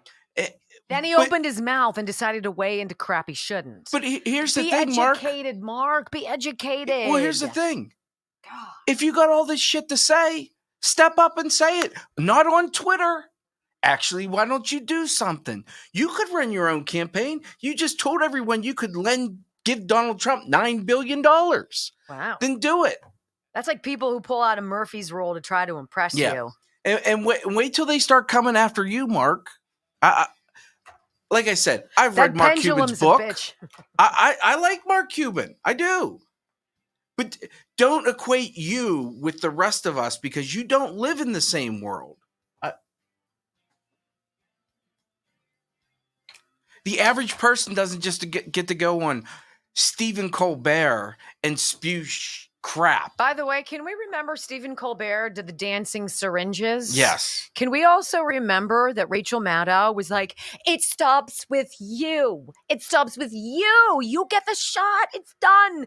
Done. It's always the people who are talking about real Americans. Maybe you who should don't do some live research. in the real world. See, we looked, pal. Do you know, we spent so many hours going through all of the CDC's data. And it was easy at first. And then they started hiding it. Then they started embedding it. Then they started, you had to go through 5 steps to find the actual proof. Well, when we found out that, the kids that were dying from COVID had at a minimum 4 comorbidities and that they were awful comorbidities, it's like saying that the woman with stage 4 cancer died by drinking eggnog from Amos Miller. Shut up. I'll say about Mark Cuban. Freaking done. I like Dirtbags. Someone said, how can you like Mark Cuban? I like listening to his business mind work. And Mark Cuban did work his way up. He created something, sold it, sold something else, bought something else, sold it. I appreciate all that. I appreciate his marketing mentality. But like, I'm done with him saying free speech, Twitter's a cesspool. Dude, you're part of it. Yeah. You're part of the problem. I'm looking at you and I would agree. So I mean, kudos to Mark Cuban, but still, shut up. How do I get rid of these pop-ups? It's looking at porn. freezing my screen, Brock, and I need to be able to get into this article and I can't see it. Say something nice about somebody. Yeah. Field of Greens. It's perfect that I'm drinking my Field of Greens.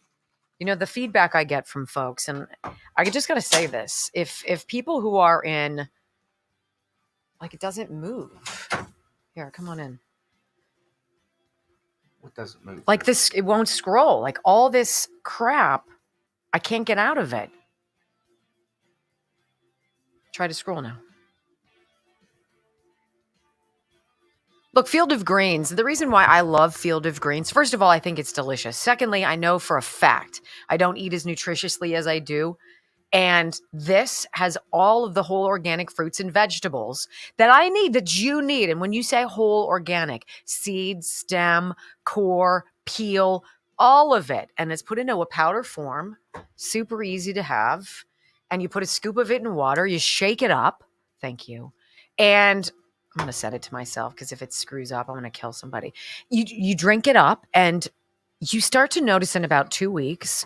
First of all, your hair grows like nuts. I'll just say that. Your hair gets shinier. It looks healthier. I mean, you can't tell because I'm chemically dependent. Your skin, can't tell because I slice myself shaving. But your skin, your fingernails, I can tell you that. My fingernails are strong. And then everything that goes inside of your body, each ingredient is selected specifically for an organ inside of your body or for some health benefit to you. And if you go to fieldofgreens.com right now, you'll get 15% off. 15%? Yeah, 15% off your first order if you use my name, Wendy. It is a no-brainer for me. I take my vitamins in the morning with Field of Greens, and I am not hungry, honestly, until I probably get home around 1 o'clock. Fieldofgreens.com, plus ginger, turmeric, green tea, and licorice. Great for inflammation. Everything that's chosen is chosen for a reason. You're going to love it. Lemon lime. That's my jam. This is lemon lime. It looks like grass clippings. It's good. Actually pretty good. Mm-hmm. It's not pretty good. It's good. Mm-hmm. All right. Did you put an order in with them? I have not. I have more at home, actually, so I can bring it in. Oh, it's locked again. Use your It's all right. up and down arrow try. That's what I was using. You're right. That's really freaking annoying. I might hate everyone right We're now. almost at 3K. Oh, guys, I love you.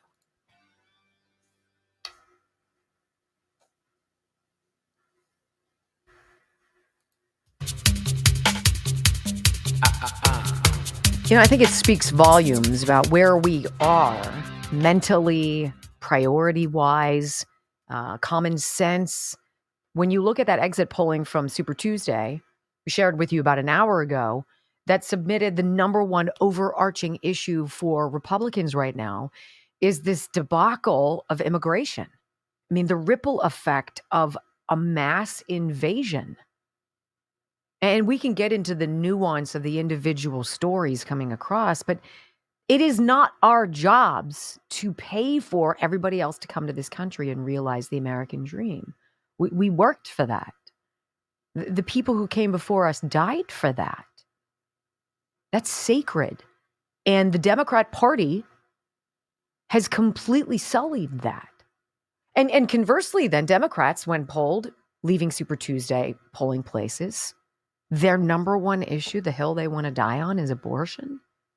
I mean, fundamentally, at the base level of that argument, those things are not compatible. There is no bridging that. I want to kill my baby. Well, I want people not to invade my country and put all of us at risk. I mean, where are we? Because if you're going to be a single issue voter, well, you get the country of suck that you voted for. Thank you very much. But this immigration thing, we all know what the story is. And it will one day come out. The same way the story about COVID will all unravel. All of the players. It'll be woefully too late. And I'm not going to feel any kind of vindication or celebration when I'm like, told ya. Because anybody with common sense can see what's going on. It's Cloward Piven. It's the two sociologists from the 60s saying that in order to overthrow a democracy, which ostensibly we are supposed to have, a constitutional republic, but we call it a democracy, you need to overload it. You need to absolutely punish the social services, run them into the ground, create overflow and filth and desperation and addiction and need. The Democrat Party is predicated on you needing them. And that allows them to continue getting bigger and bigger and spending more and more money and driving the country further and further into debt. I mean, this is not rocket science. I'm just a mom. I could see it, right? It's not hard. But what they've done, the cavalier treatment of Laken Riley's murder, the disdain for people who don't vote the way they do on MSNBC last night, making fun of how Republicans say immigration is their number one concern because it makes us unsafe, because we're struggling enough as it is, because our dream does not involve paying for people we're not related to, people who don't love America. Some of them might, but it's all wrong. There's no other way to explain it. And this headline, it's not just about the punishing crush at the border. It's not just about the people who are dying along the way because they can't keep up. It's more than that little 10-year-old boy who I swear to you haunts me, who through his fear and tears, being found by a border agent walking by himself in the Rio Grande Valley, scared to death, and doing that cry where he couldn't catch his breath. We've all been there. A little boy. There's no appreciation of life. There's no celebration of the creation of it. There's a pill to get rid of it or a quick procedure. Well, what happened to that miracle? Because once it starts in you, you're never the same. You're just not. So when I saw this headline, Biden administration admits flying 320,000 migrants secretly into the U.S. to reduce the number of crossings at the border. We talked about this 2 years ago. in this very studio. We were talking about flights in the middle of the night landing in Erie, Pennsylvania. Erie, Pennsylvania is not far from where I broadcast, ladies and gentlemen. Who are these people? Don't ask. Need to know basis. But when your tax bill comes, you're going to feel it. A lawsuit reveals Biden's Customs and Border Patrol refusing to disclose airports where it's flying undocumented aliens from other countries. Whatever happened to that most transparent administration ever? Hey, Charles Barkley, where are you, bruh? To quote my girlfriend, Joy Reid, where are you, Charles? Do you see what's going on? As you are obsessed with race, do you not see that you're being replaced? That the Democrat Party has done its time with you and the Black community. It's time to move along. Find a new victim class to prioritize, to set us with the bill for. Well, here you go. Biden's expansion of the CBP One app. You guys hear about this?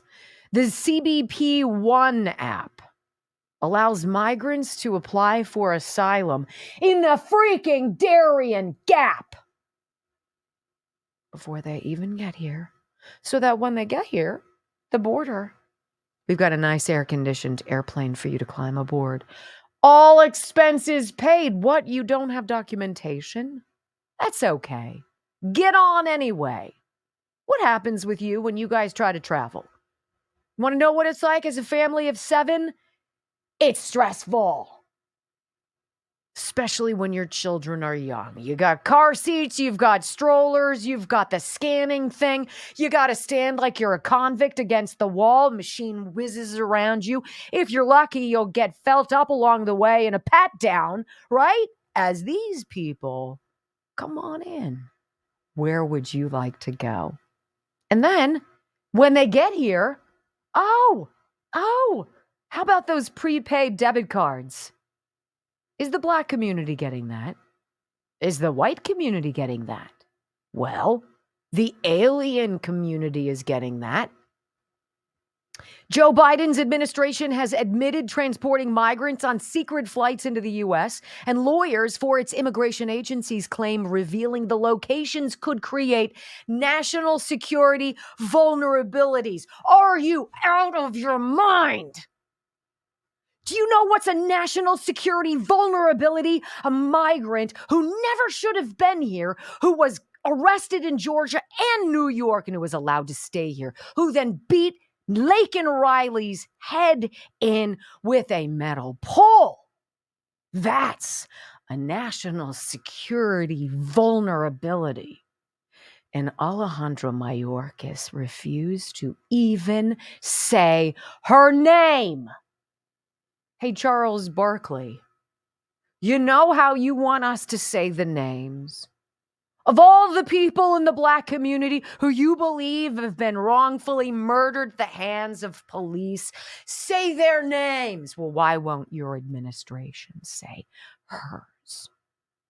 Because blood is on their hands. But thank goodness, Democrats are more worried about your ability to terminate your pregnancy than they are this. Customs and Border Patrol. They've refused to disclose information about a program last year secretly arranging flights for thousands of undocumented immigrants from foreign airports directly to U.S. cities. Absolutely. It means that while the record number of migrants were flowing over the southern border last year, the Biden White House was also directly transporting them right into our freaking neighborhoods. Sort of like Sault Ste. Marie, where a friend of mine contacted me in Michigan, where lo and behold, all of a sudden, 19 military-age single men were found milling around the downtown district. Well, you don't look like a Michigander. I've never seen you before. Why are you here? Well, use of the cell phone app is also allowed. Gotta love this. For the near undetected arrival by air of 320,000 aliens with no legal rights to enter the United States. But hey, we want them to vote. Kathy Hochul just said she's going to let them apply for all the jobs that apparently New Yorkers don't want to have. We want to fast track them into settling in and getting comfortable where everything is paid for and they can register, they can be approved, all of it. Thousands of miles before they even hit our border. And your Biden administration, Charles Barkley, that you voted for, thinks that's okay. Well, now, how are you going to feel about that race prism that you see everything through when something happens to someone you love? Is that going to wake you up? Damn well better. This is why Republicans say it's got to stop. It's just a matter of time before enough of these invaders heeds the call of jihad, global jihad, where it's baked into the fabric of who they are to kill those who are not. It's not if, it is when. And Joe Biden and Anthony Blinken and Alejandro Mayorkas and Kamala Harris and Pete Buttigieg and Jennifer Granholm and all these other people of suck have been down with this from day one. This has been the plan. Thank your local neighborhood liberal for making it a reality. Quick timeout. When we come back, let's talk about this. Pushing back against the suck is gaining popularity. Doritos. Well, time to change chips. Next. I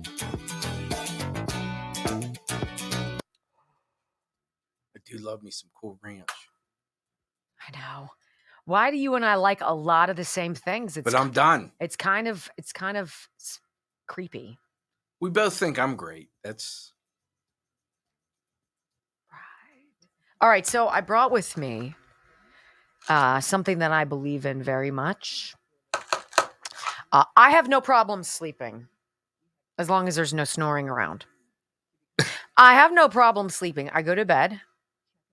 I put a weighted blanket over me and I'm out. And I sleep and I wake up. And even if I've only had 4 hours of sleep or 5 hours or 8 hours, I've never had 8 hours. I'm going to tell you why I believe that is the case. And it's because I take something called Bioptimizer. Magnesium breakthrough. Okay. This is what it looks like. Take one of these a day. Magnesium breakthrough. This is 7 sources of magnesium. I had no idea what magnesium was all about, but magnesium is great with calming your mind, relaxing you and allowing you to sleep and to sleep soundly and long. And when you wake up the next morning, you don't feel groggy. This is what it is. Most magnesium supplements are not full spectrum. Again, I did not know what that meant. I did not know there were so many. But the formula here, 7 different kinds of magnesium specifically to help you have the best night's sleep possible and to show up the next day to be the best you can be. I would not, honest to goodness, I would not go a day without it. Bioptimizers, that is what it's called. Magnesium Breakthrough is this specific product. If you go to Bioptimizers, so it looks like bio, but it's bioptimizers.com/Bell. Bell, bell, bell. That is going to be it. You're going to get a special promo code. We're going to unlock special offers and you use the promo code BELL. You will be amazed by how much better you feel taking Magnesium Breakthrough. And it's simple. Oh, it's just a tablet, or it's a capsule like this. Doesn't taste like anything, doesn't do anything, doesn't make you feel weird. It is a game changer in your toolbox, I should say, of quality of life. Brock doesn't take it. Brock probably wouldn't have had 3 days. Brock probably would have. Insomnia. You probably would have? That's unfortunate. It's all right. Now what do you do? I sent the text. You sent a text to me? A group, yeah. Oh. Me, you, and the other person we were talking about. Oh, nice. I tried to entice. You don't have to entice. All you need to say is, Wendy wants you. Shut up.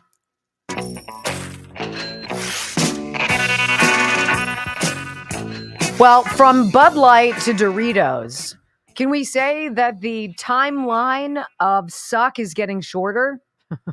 Because it cost like $1.4 billion for Bud Light for Anheuser-Busch. When they decided, you know what? It makes perfect sense for us to shaft the traditional Bud Light drinker who comes from all walks of life, right? It's the working man. It's the professional woman. It is what it is, but it's not a transgender dude. It's not. I'm sorry. And it fell so flat and people were like, screw you. Liberty Safe, they stepped in it too. Screw you. Starbucks, Nike, all of them. Well, so Doritos. This is interesting. You want to know who's on their marketing team, right? Because you'd be like, hey, Earl, get in here. All right, look. We gotta have a marketing session. Sales are a little low. We need to spitball. Like, I love Cool Ranch, even though it gives me zoo breath the next day. I love Cool Ranch. What are we going to do to spark some sales? Well, let's get a dude who pretends to be a chick. I think that's a great idea. All right, let's do it. Somebody had that conversation at Doritos, and they weren't fired. What were you going to say? I was going to say, did they get fired from Bud Light and just get a job at Doritos? I don't know.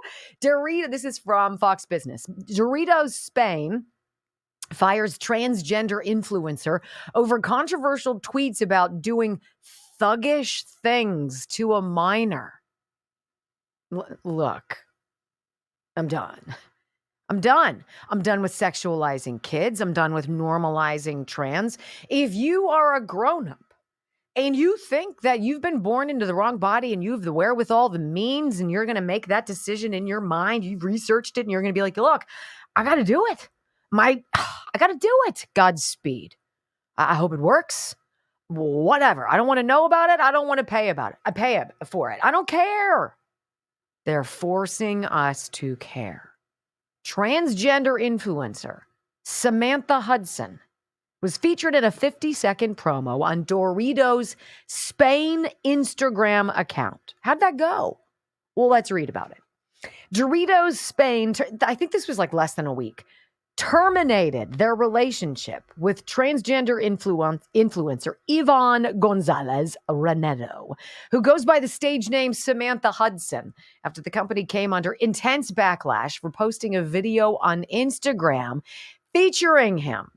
A spokesperson for Doritos Spain confirmed to Rolling Stone magazine that a short promo called Crunch Talks Crunch time. Hey, Earl, get in here. Look, we need a super catchy phrase. All right. What's it going to be? Cheetos are kicking our ass. We need Crunch Talks. That's perfect. Let's do it. Sounds great. It's posted on Sunday. Oh my gosh, it's like 48 hours. Then it was removed on Monday.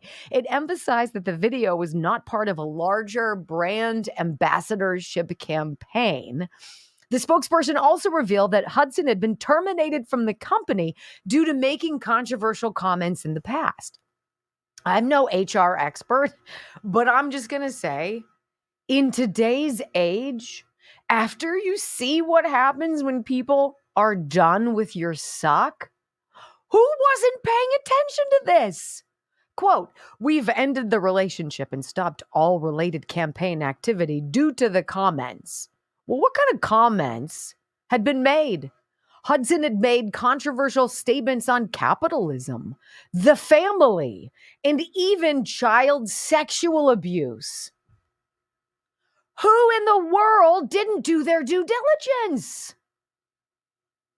Now, how is this any different, though? How is Doritos signing on with somebody who had 1 billion red flags, right? If just one person had thought critically and said, now, wait a minute. So you are thinking that we should put a video of a dude who's pretending to be a girl who's made lewd comments about sex and kids and families, that should be our guy. Even just for a little bit. That's where we're going.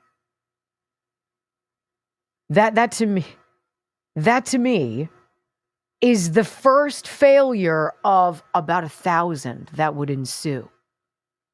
What about these comments? Among other controversial alleged comments and posts that have resurfaced online, Hudson endorsed the abolition of the traditional monogamous nuclear family. Wait, that's the point, isn't it? Carve dad out of life. Tell moms, sleep around, just have an abortion.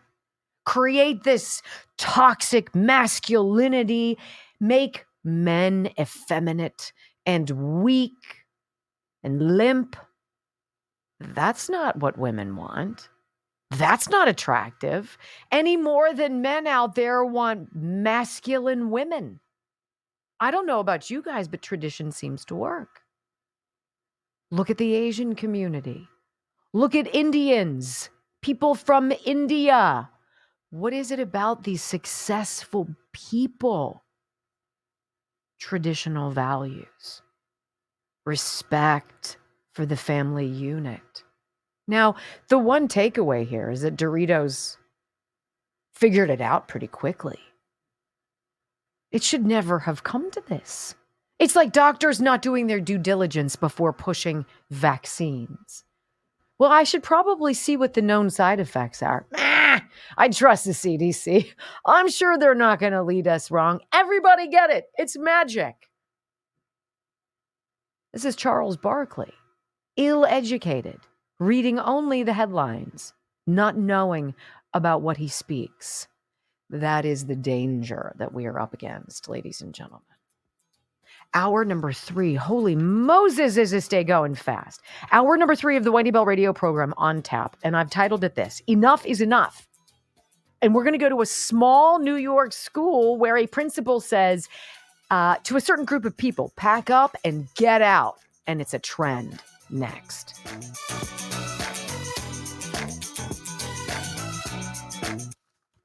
Almost 1,900 on X. Right? That's nutty. But I don't have 1,900 new followers. I don't either. On X. I don't even know what I have.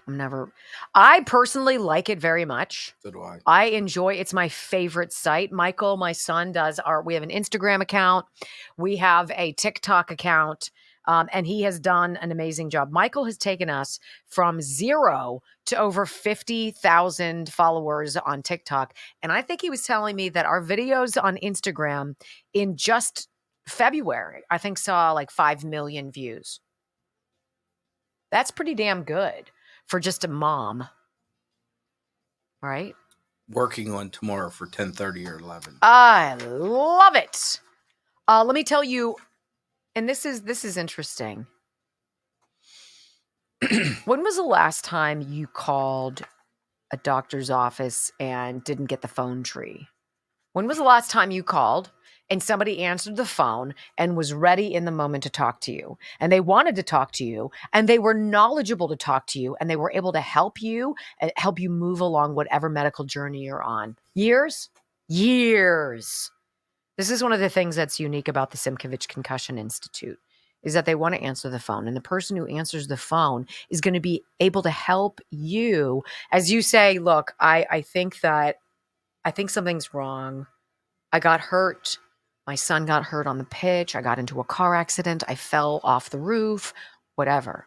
You know, when you're jacked up and when you think it's your brain, you don't just roll the dice on that and just go to your PCP. You want an expert, Dr. Charles Simkovich at the Simkovich Concussion Institute. This is what he does, and he does it well. And they answer your questions, and they get you fixed and healed so that you can go on with your life, period. 412-366-3700. 412-366-3700. Simkovich, concussioninstitute.com. We don't need more guests. We just need Oh my good God, guests when they... We very rarely have guests. Yes, we need good guests when they're available. I'm going to bring up guests, right? So here's the problem with guests. I know you guys are coming for her, right? Like, it is what it is. Like, you're going to show up every day, 12 to 13 strong every day. You have one bad guest and people drop. One. So even though sometimes there's things that are interesting to us, it might not hit. So it's not worth talking about. So it's guests are, I've worked on shows that have a lot of guests. I've worked on shows that had no guests. Who has no guests? Finding that, Rush never had guests. Yeah. Finding that happy medium and peppering people in that are interesting is the secret sauce, so to speak. It's the same with phone calls. I know you guys want to call in and voice your opinion. It's such a cluster ball. It is, and how do I say this without sounding mean? Some people have great ideas, but when they're put on the spot, even though you're calling in, all of a sudden you've got to go, and you've got to go for 30 seconds to a minute, and you're trying to get it all together. It's nerve-wracking. And it's nerve-wracking, and sometimes it doesn't come out right, and so it's just I've watched numbers drop when you take calls, and not here, but at other places. Yeah, we take it so infrequently. Yes. So there's a method to it, but a lot of people take calls to it's a crutch. Yeah. It's because they didn't do their work. One of the things, it was educational for me also, was working with Sean. Sean had no experience, none, and watching people, because I've doing this so long and working with you, and you see how people who want to fall into a crutch, and luckily with you and with Sean, I was able to kick that crutch out, and you guys both ran with it. I remember Sean's first day, he had all these guests lined up. I'm like, no guests tomorrow. And he got that tear in the headlights, panic look. Much the same with you. I'm like, just keep talking. You're like, answer the phones. I'm like, keep talking. So I hated you. People would not see it, but I'm sitting behind the board and I'm just Sweating. letting the phone ring. It was the worst. Was letting the phone ring. I was so annoyed. I'm like, answer the phone, and you were like, just talk. And I was like, well, I don't know what I'm going to say. Just say it anyway. And then you'll get fired. And then you'll get fired again. And you'll drag me with you. And then maybe you'll get fired again. And then you'll start your own radio network. Okay. There is a player coach mentality that comes with, I'm not a player. I'm a coach, I can tell you what's gonna work and what's not gonna work, but I'm not a player. I'm not gonna sit there for 3 hours and pontificate. But I can sit back here and That's say, for me to do. You should do this. You shouldn't do that. You should talk about. And every once in a while, there'll be a thing like, no, we're going to talk about this. I've had to edit the sound and say, here's the sound we're going to use. So it's. Oh, not for me. Oh, yeah. What do you mean? There's just been times I've said, let's use this, and I've edited it for you. And yeah. Absolutely. Absolutely. Well, I mean, it's a team. Yeah. But there's a reason people don't take. There's a reason Rush didn't take phone calls, but Friday, where he would take what, maybe 5, 6? Yeah, not a lot. This show was built. If you've listened to Rush, you realize this is what that show's built around. It's his clock. So we take the breaks that he took. It's not just that. Oh. Listen to Mr. Mysterious back there. It's not mysterious. Mm-hmm. That was pretty. Mr. Intrigue. I thought it was pretty. Well. 3, 2. Wendy Bell. Inspiring solutions to save America, one show at a time. Are you ready to get on board? When are you guys gonna learn? The more you indict, the more we unite. Facts. It's Trump 2024. We don't care. You heard me? We already made our mind up. You already know when the hood got your back. Man, they deep in the hood. Gangsters hollering about Trump 2024. You heard me? Woo, woo, wah. Gangsters. The hood got this man back. I'm just trying to tell you. You heard me? And we ain't stupid, man. American people, man. We ain't all them talking about lockdowns and back when the masks and all that. They got a new virus coming and it's gonna be, man, nobody don't care. Ain't fooling nobody no more with none of that. New jack, man, nobody being fooled no more. We all the way up, you heard me? It's Trump 2024. That's what it's gonna be, cause we ain't having nothing else. From sea to shining sea, 3 hours of bold truth and excellence. The Wendy Bell Radio Program.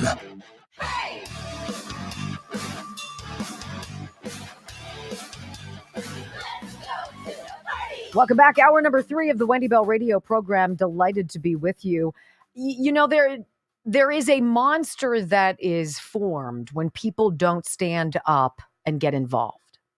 And one of the criticisms of the Republican Party, one of the criticisms of conservatives, and I can say it, I'm conservative. I'm a member of the Republican Party. I believe strongly in what you believe in, is our reluctance to get involved. It's not just about being on autopilot. It's not just about bopping through on cruise control. It's about refusing to stand up and say, no more. Now, I will admit, it is part of my personality. I don't know why. I've never liked seeing people get picked on. I've always been an underdog champion. I always brought home the wounded kids from school. Whether that's good or bad or otherwise, it is baked into who I am. But you don't have to be a champion. You don't have to have a microphone. You don't even have to be a leader to put your foot down and say no more. There is that moment when enough is enough. I thought we had that moment 50 times during COVID. And I looked around at the other people in my life, many of them my friends, many of them professionals, medical professionals, going along with the charade of crazy. It was not backed by science. In fact, we refuted it every single day. We asked them to debate us. Come on. And instead, I was banned on YouTube for life, blocked from other platforms. Not because what I was saying was dangerous, but because the questions I was asking were right. It involved thinking. What happened to people's ability to think? This whole transgender thing is nutty. It's absolutely nutty. And I'm going to compartmentalize for a while the human aspect of it for the individual who's either tormented by the social pressure of it or whose parents are wackadoodles and think this is something we should talk about at the age of 9. I was still cutting off Barbie's hair at 9, mystified why it didn't grow back overnight, right? And I should say, I really think I should have a penis. Really? At some point, you look at where you are in your life and you realize you were put here for a reason. And it wasn't to be a sponge. It wasn't to be a one-celled organism who just kind of floats around. God put you here for a reason. What is that reason? Now that's up to you to decide. This encroachment of boys invading spaces that are girls, how does anybody justify that? At its very base level, how is that justified? It's not. It's called crazy. There is no compromising with crazy. You are crazy, get out. How about that? That works for me. Well, that's the kind of mentality that is spreading. When Leah Thomas got in the pool, it's not Leah, it's Will. Dude has a penis, okay?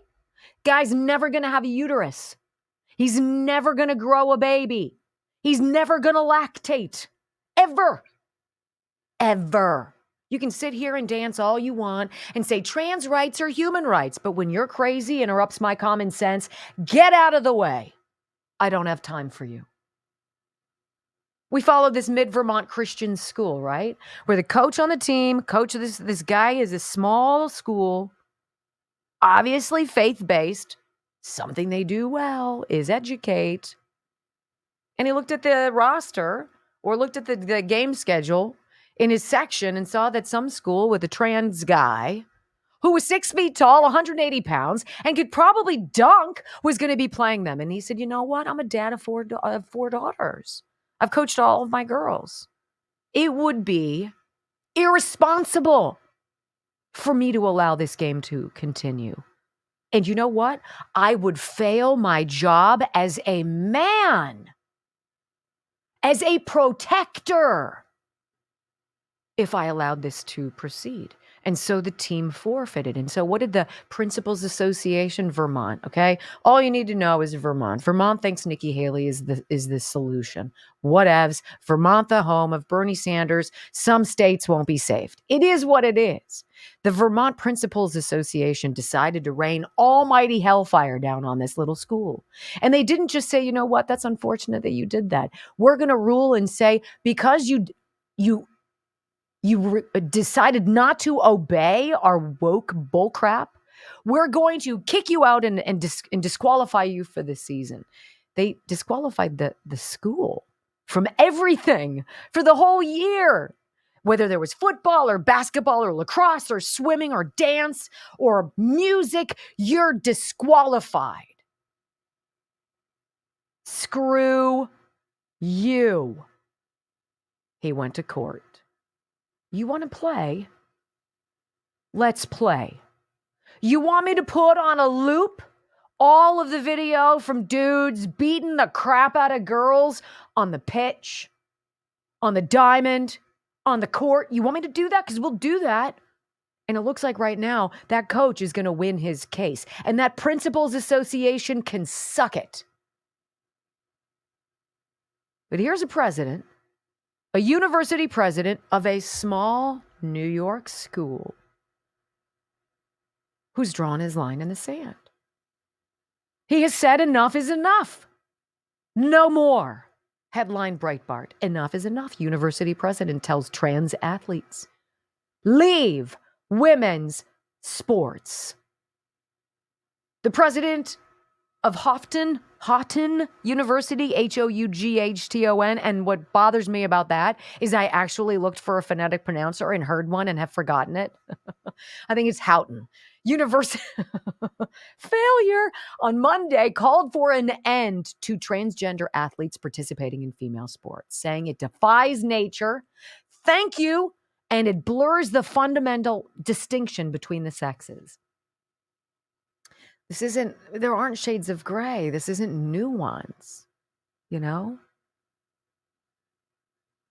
There is no negotiating this.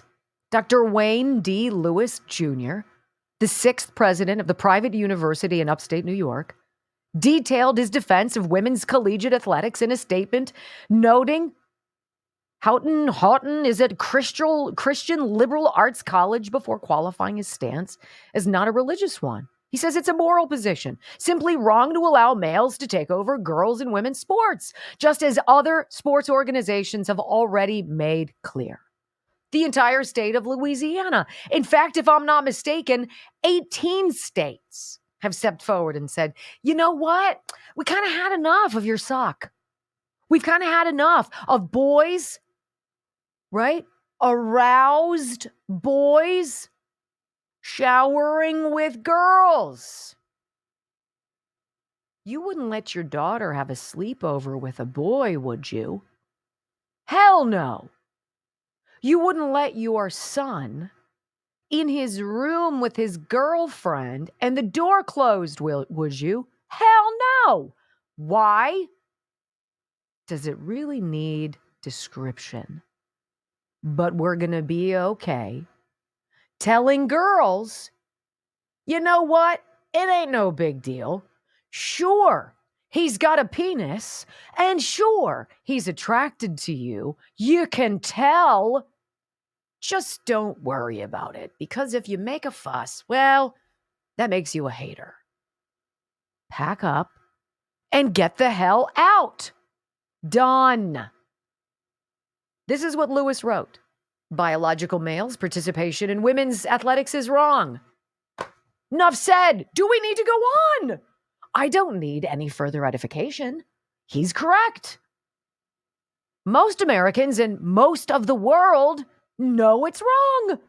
A fringe agenda under the guise of making school and collegiate athletics more inclusive for transgender people has grown to the place of now unfairly displacing gifted and hardworking female athletes, obliterating the historic achievements and records of female athletes of the past, and threatening to dismantle the opportunities and protections for girls and women in sport trailblazing leaders fought so hard to create and protect. Bing, bing, bing, bing, bing. Mr. Lewis, a black man, maybe conservative, maybe not. Does it matter what he looks like? No. He's being a man, and he's taking action, and he's taking charge. And sir, I've got your 6. When we come back on the Wendy Bell Radio program, what's so hard about telling the truth? In this transgender nonsense vein, something's come out about those drugs, about those procedures for the trans kids. And they don't want you to know about it, but you must. Next.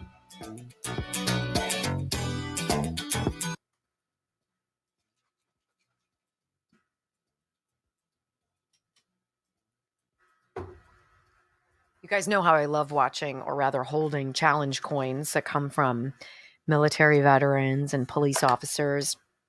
This one I got not that long ago from a police officer at the Penguins game. They're very meaningful to me.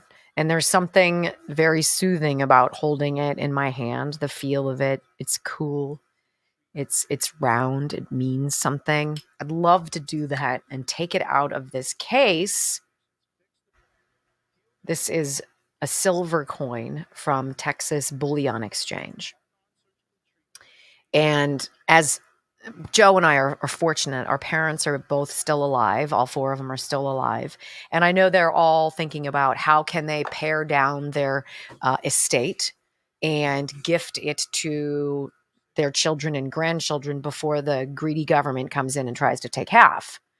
One of the things that's really cool is creating a shared love of gold or silver with your grandchildren, and perhaps buying gold coins, rounds, bars, and what have you from Texas Bullion Exchange, and sharing those with your grandkids and creating a connection about saving for the future and realizing the value that something has.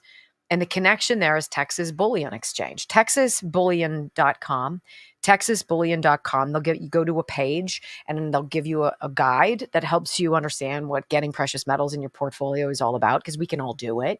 But they also have a great phone number, and it's specific to the Wendy Bell Radio listener family, 855-927-5557. 855-927-5557. Somebody's going to answer. They're going to want to talk to you. They're going to say, hey, how can I help you? They'll listen to who you are, what you want, how you want to go about it, and then they'll connect you with the right product. And if you make a certified gold coin purchase, you'll save 10% by using my name, Wendy. TexasBullion.com. I think you're going to really like them. And I would pry open this. And that's how they come. We just got a new email from them also. Yes. There's a new offer for wealth preservation guide. Calling to order is ideal, but I put the link down below. Oh, great. The new link that you can watch a video and download the guide too. So it's okay. not So you don't have to get it in the mail or Yeah, whatever. yeah. Oh, that's awesome. Yeah, so you'll see that. You'll have that by tomorrow. 2,000 on X. Yeah. That's awesome, Brooke. Thank you. And by the way, if you're watching and you're new, join our locals page, locals.com. Just search Wendy Bell Radio. And if you join us, we put out our rundown every single day before the show. So you guys get a roadmap in advance of what we do. And all of the links are shared here. So you can double check me and make the best decisions for you and your family. It's nice. How many locals do we have now? Over 1,500. Wow. Thank you, Thick Ray. Gave 10. Oh, thank you. I'd read your thing, but I... Standing Red. I do believe I seeped into that mushy brain of joy. I agree, Standing Red. Thank you for the buck there. Thank you for the donations here, guys. I really appreciate it. It's not necessary, certainly not expected, but we sure do appreciate you being a part of this.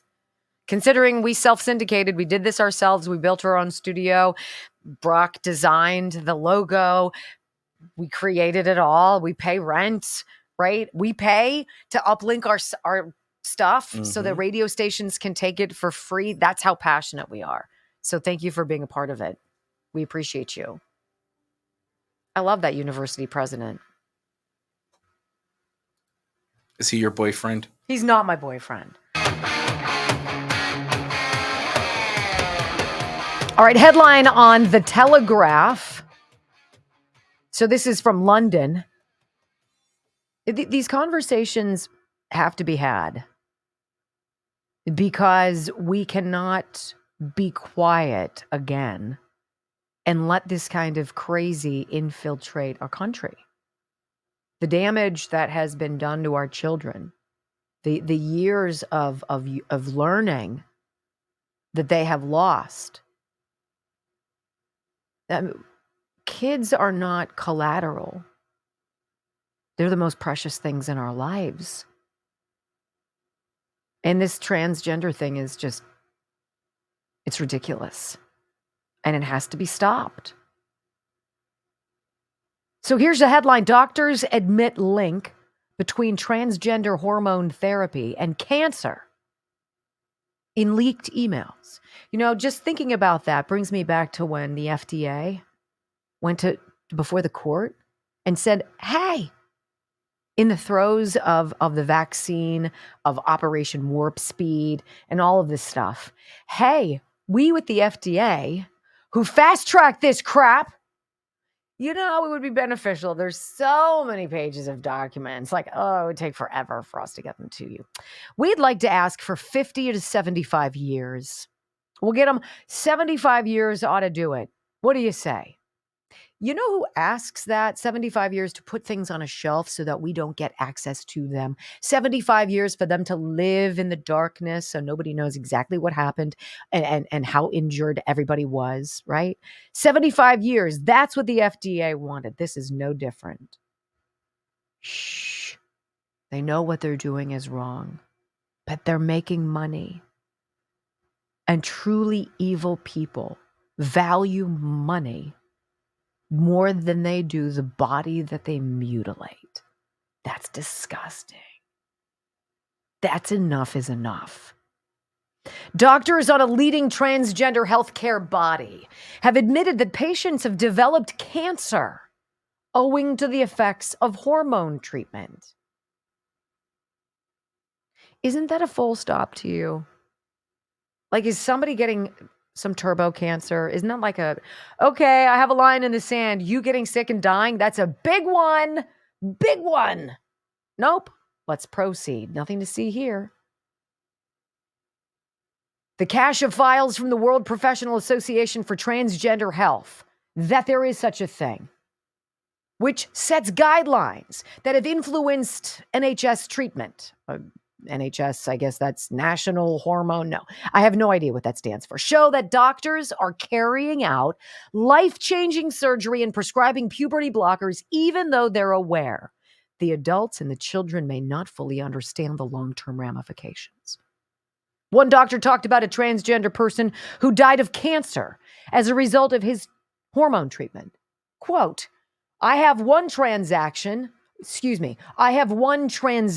friend colleague who, after about 8 to 10 years of testosterone, developed a certain carcinoma, form of liver cancer, the doctor wrote.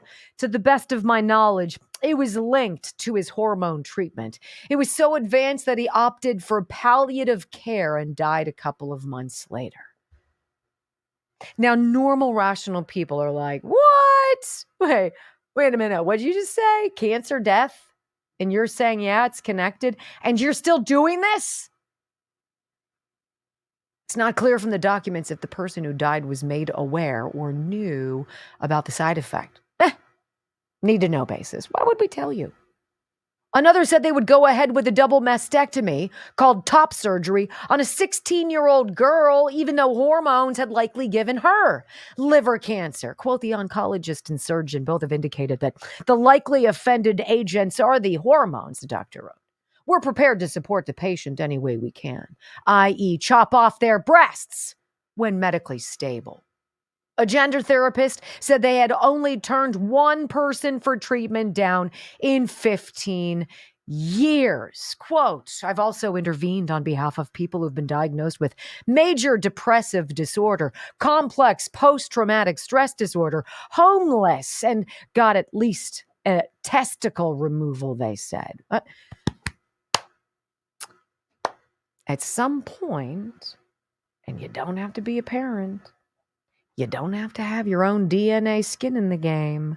You just have to oscillate in that really nice place where we call common sense lives and reigns free to say you are monsters. So this is the tip of the iceberg. This leaked tranche of documents, because there's more, including video files. And Michael Schellenberger of the Twitter files has glommed onto this with another person, a woman. And they've put out a devastating report that I'm thinking you need to know about the next time some leftist tries to tell you trans rights are human rights. Really? Next on the Wendy Bell Radio program.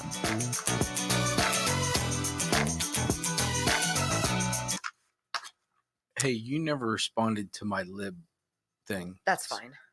We'll figure it out. Well, I gave you two options. Oh, I'm sorry. What were they? You gave me the one that was Pennsylvania-based million for the Philadelphia. I personally like that one, and then I sent you another one. Is it a story, not a video? The other one's a video, but it's just I'm listening to Kelly Morgan, you guys. Kelly Morgan just sent me pictures. Not a fan. Not a fan of Kelly Morgan right now. Of course, I can't find it. Texted him to me. I know. She's ripped. She's going into some bodybuilding competition. She's got like 13% body fat. Really? Really? My ankle has more body fat than that. But she's the kind of woman who's totally goal focused and oriented. And when she gets the flavor of the bone in her mouth. She's a dog with it. She goes after it. Morgain's Fitness, MORGAINZ fitness.com.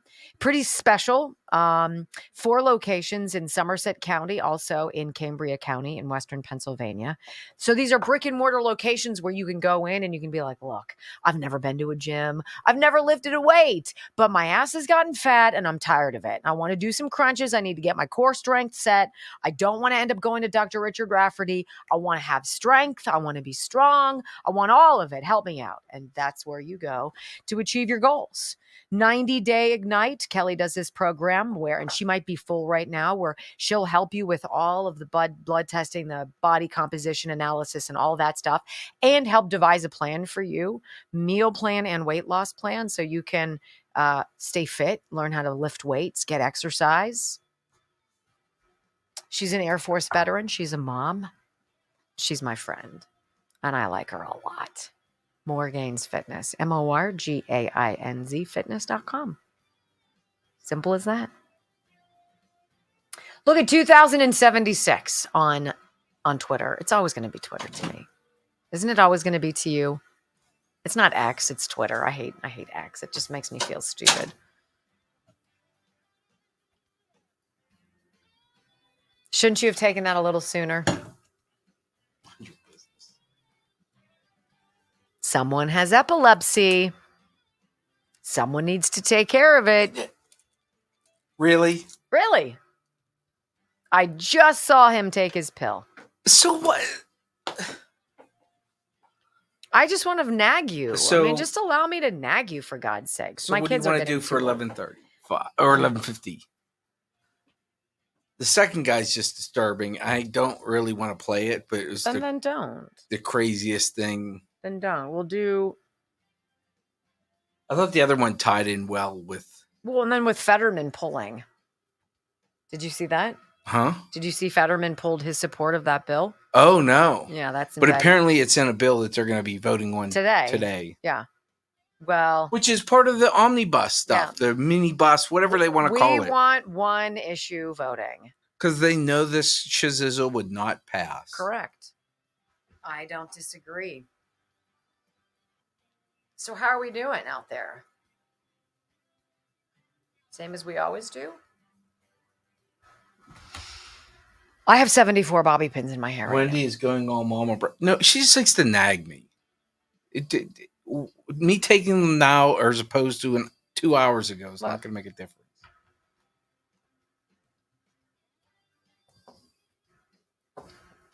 She just doesn't want to be traumatized. That's all it is. It's all about Wendy Bell. I don't know if you guys knew that. Duh. Ooh.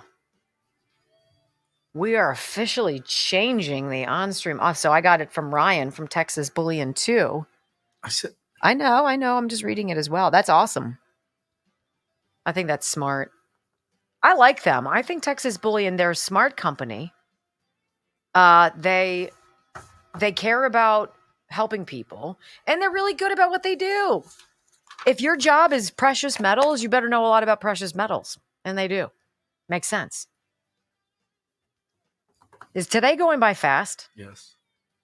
For you? Yeah, totally.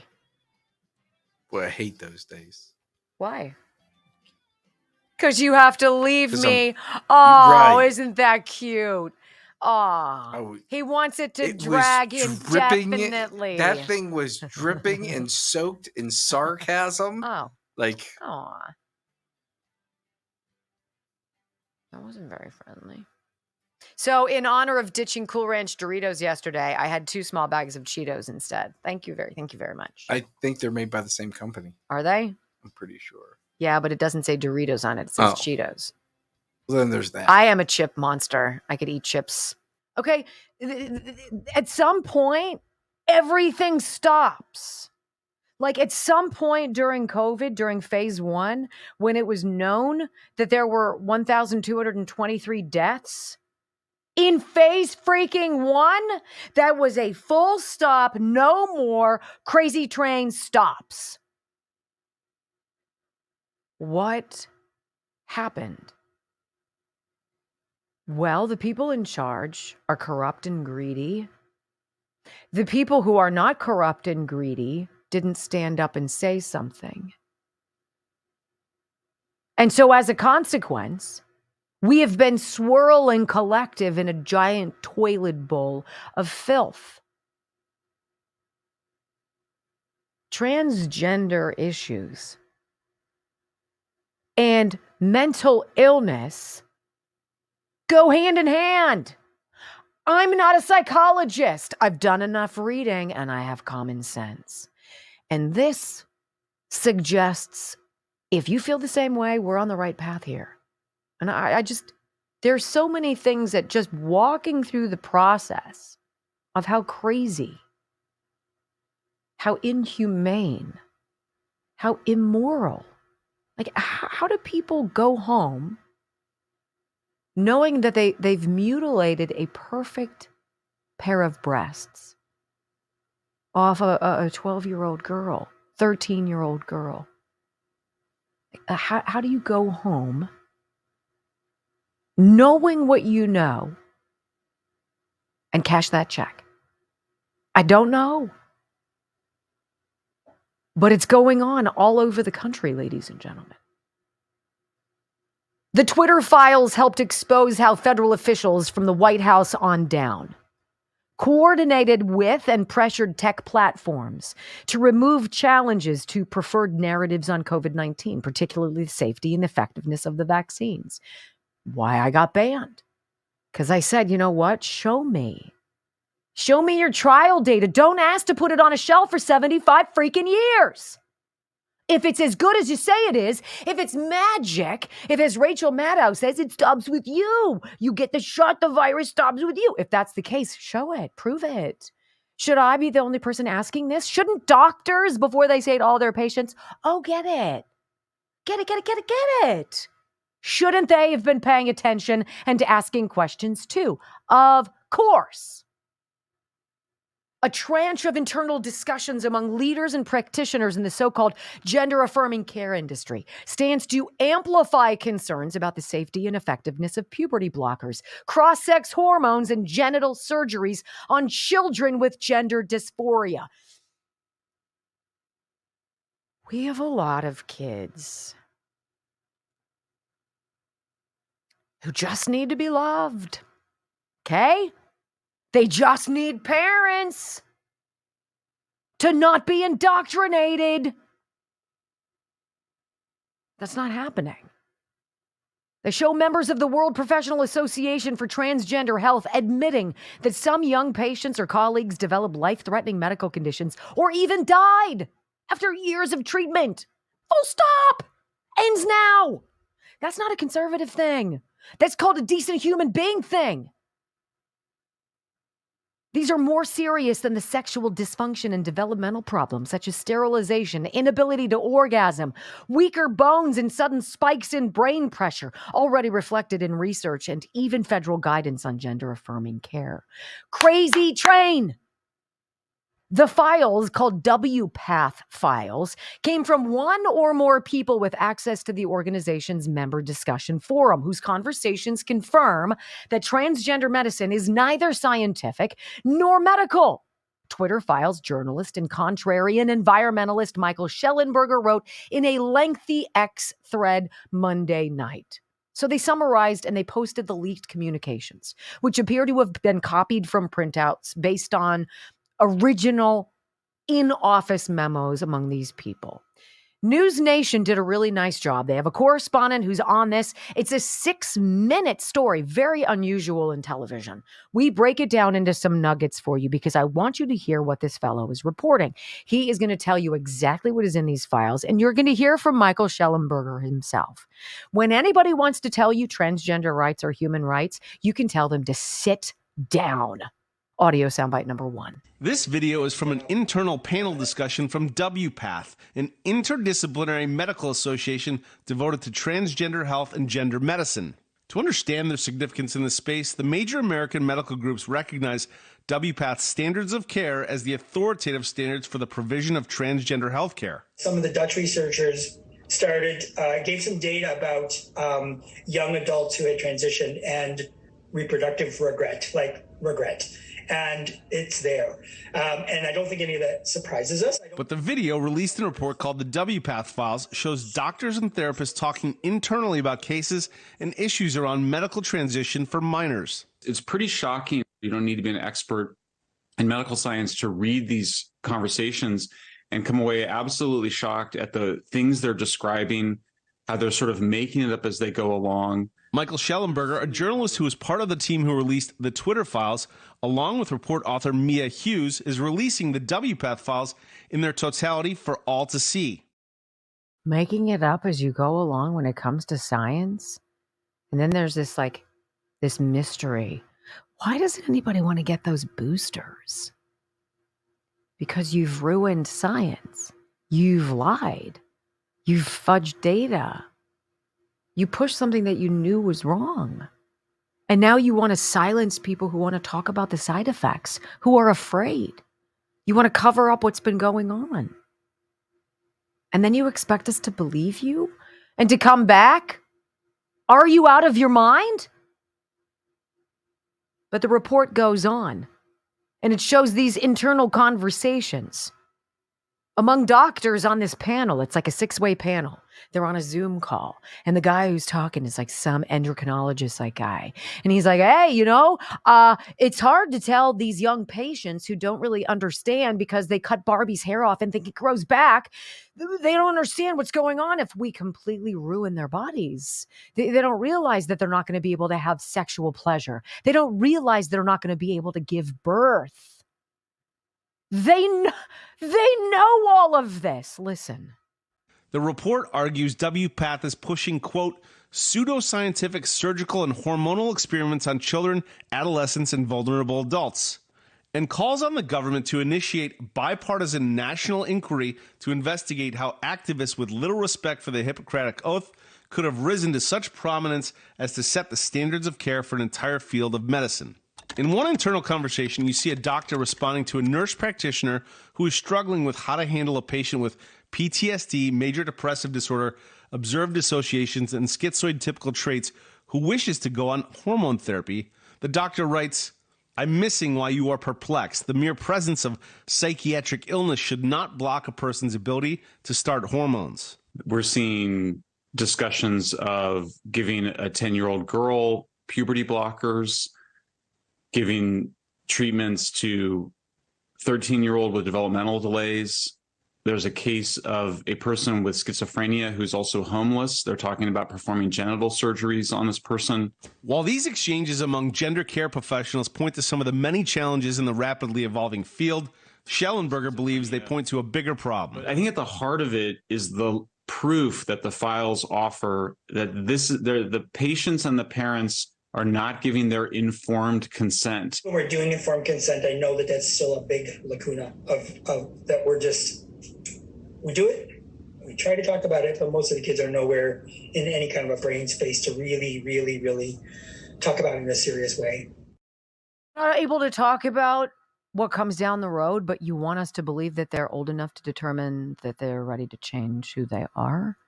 See, those two things are incongruous. How is this the chapter of humanity the Democrats told us we were going to be about?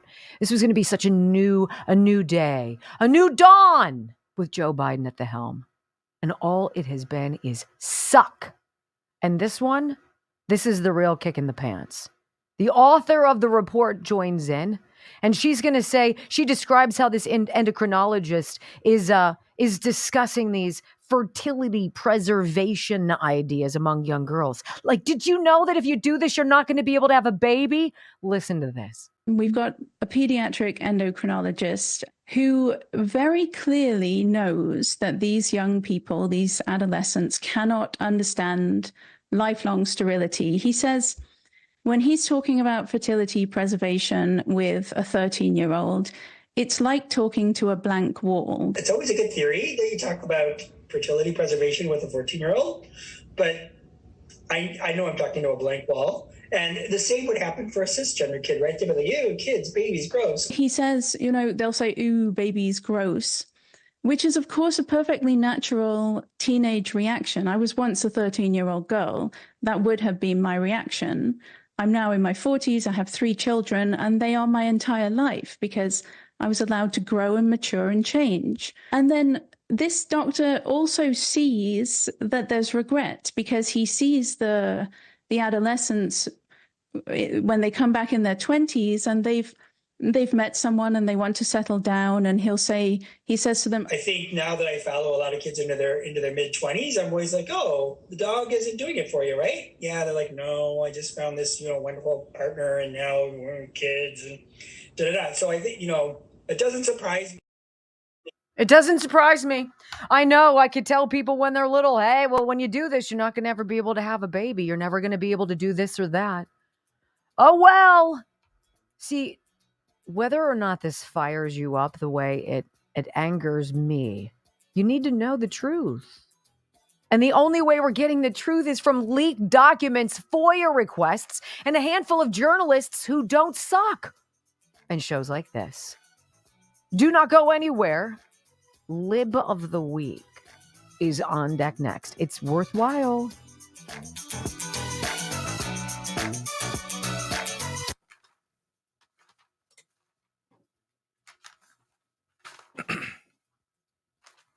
I know I get fussy, and I'm sorry. I'm not sorry. I'm not going to lie. It's madness. And anybody who's ill-educated, this is why Charles Barkley drives me crazy. Charles Barkley is looking at something and scratching the surface of it. All he hears is race, race, race. If he could close that chapter, even temporarily, and pay attention to what's actually going on or research a little bit deeper, he would realize that speaking out the way he did makes him sound like a fool. People who are like, trans rights are human rights. You can do pretty much whatever the hell it is you want to your body. You can be a junkie. You can be a prostitute. You can abort multiple children. I think Whoopi Goldberg has said she's done that, right? Multiple times, whatever. You can be anorectic. You can be morbidly obese. You can do anything. But when you come after kids and you try to normalize this, and then you galvanize wacky teachers and people in education to edge it along, all of it revolves around Democrats suck. Democrat suck. Constant, dependable suck. It's frustrating.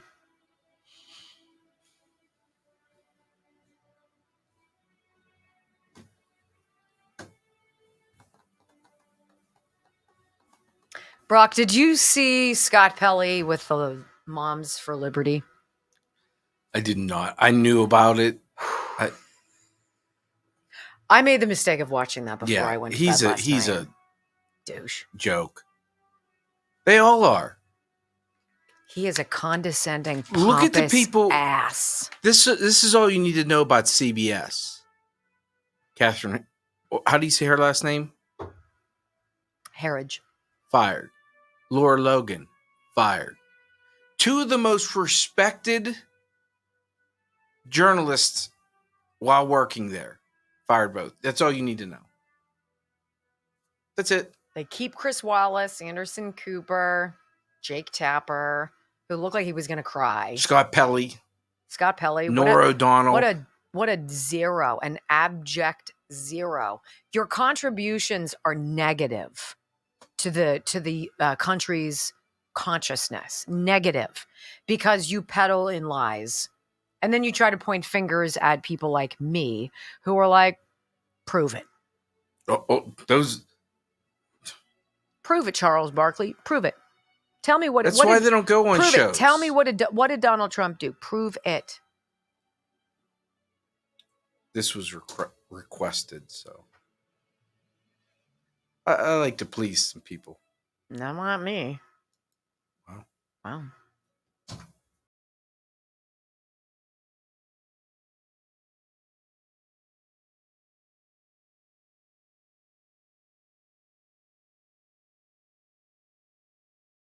It is not good enough to be asleep. It is not enough to have one source of information. And one of the benefits of this program, and we hope you find it to be the same, if you go to locals.com and you put in Wendy Bell Radio, you can join this specific group of ours. It's not Facebook because they suck. It's none of those social media platforms. It is instead locals.com, Wendy Bell Radio. And we put up our rundown every single day. And it has all of the sites that we select so that you can see what I'm getting, where I'm coming from. You can read more because I never read the whole article. And you can do your own research. That's what this time requires. It requires people to not be like Charles Barkley, who only sees a headline or responds to a 15-second clip of something completely out of context because he doesn't understand the background. Well, I was watching Scott Pelley, a clip, Moms for Liberty, with Scott Pelley on 60 Minutes, and I was watching this interview that he had, which is completely preposterous. And in this interview, he's alleging that Moms for Liberty is just transphobic. They just want to get rid of all the books. They want to burn books and do all the... Scott Pelley has no idea. Scott Pelley is with 60 Minutes. It used to be respected. And he condescendingly wagged his finger at them. Oh, what kind of ideology are you talking about in our schools? Dude, are you awake in there, you plastic twerp? He's not. So you've got major political figures who are in the dark. Are you surprised that your major media people are as well? So we do something on this program if you're new, and, it's really not a joke. I think maybe when it began, it was kind of funny. We were poking fun at liberals who were melting down, losing their minds over this or that. And then as the show progressed and the years turned, calendar pages, Brock and I kind of looked at each other and we're like, this is sad. This is mental illness. This isn't something that's funny. And this next story is going to fall into that category. We call it Lib of the Week. Time now for the Wendy Bell radio programs. So love me, love me, love me. I'm a liberal. Liberal of the Week.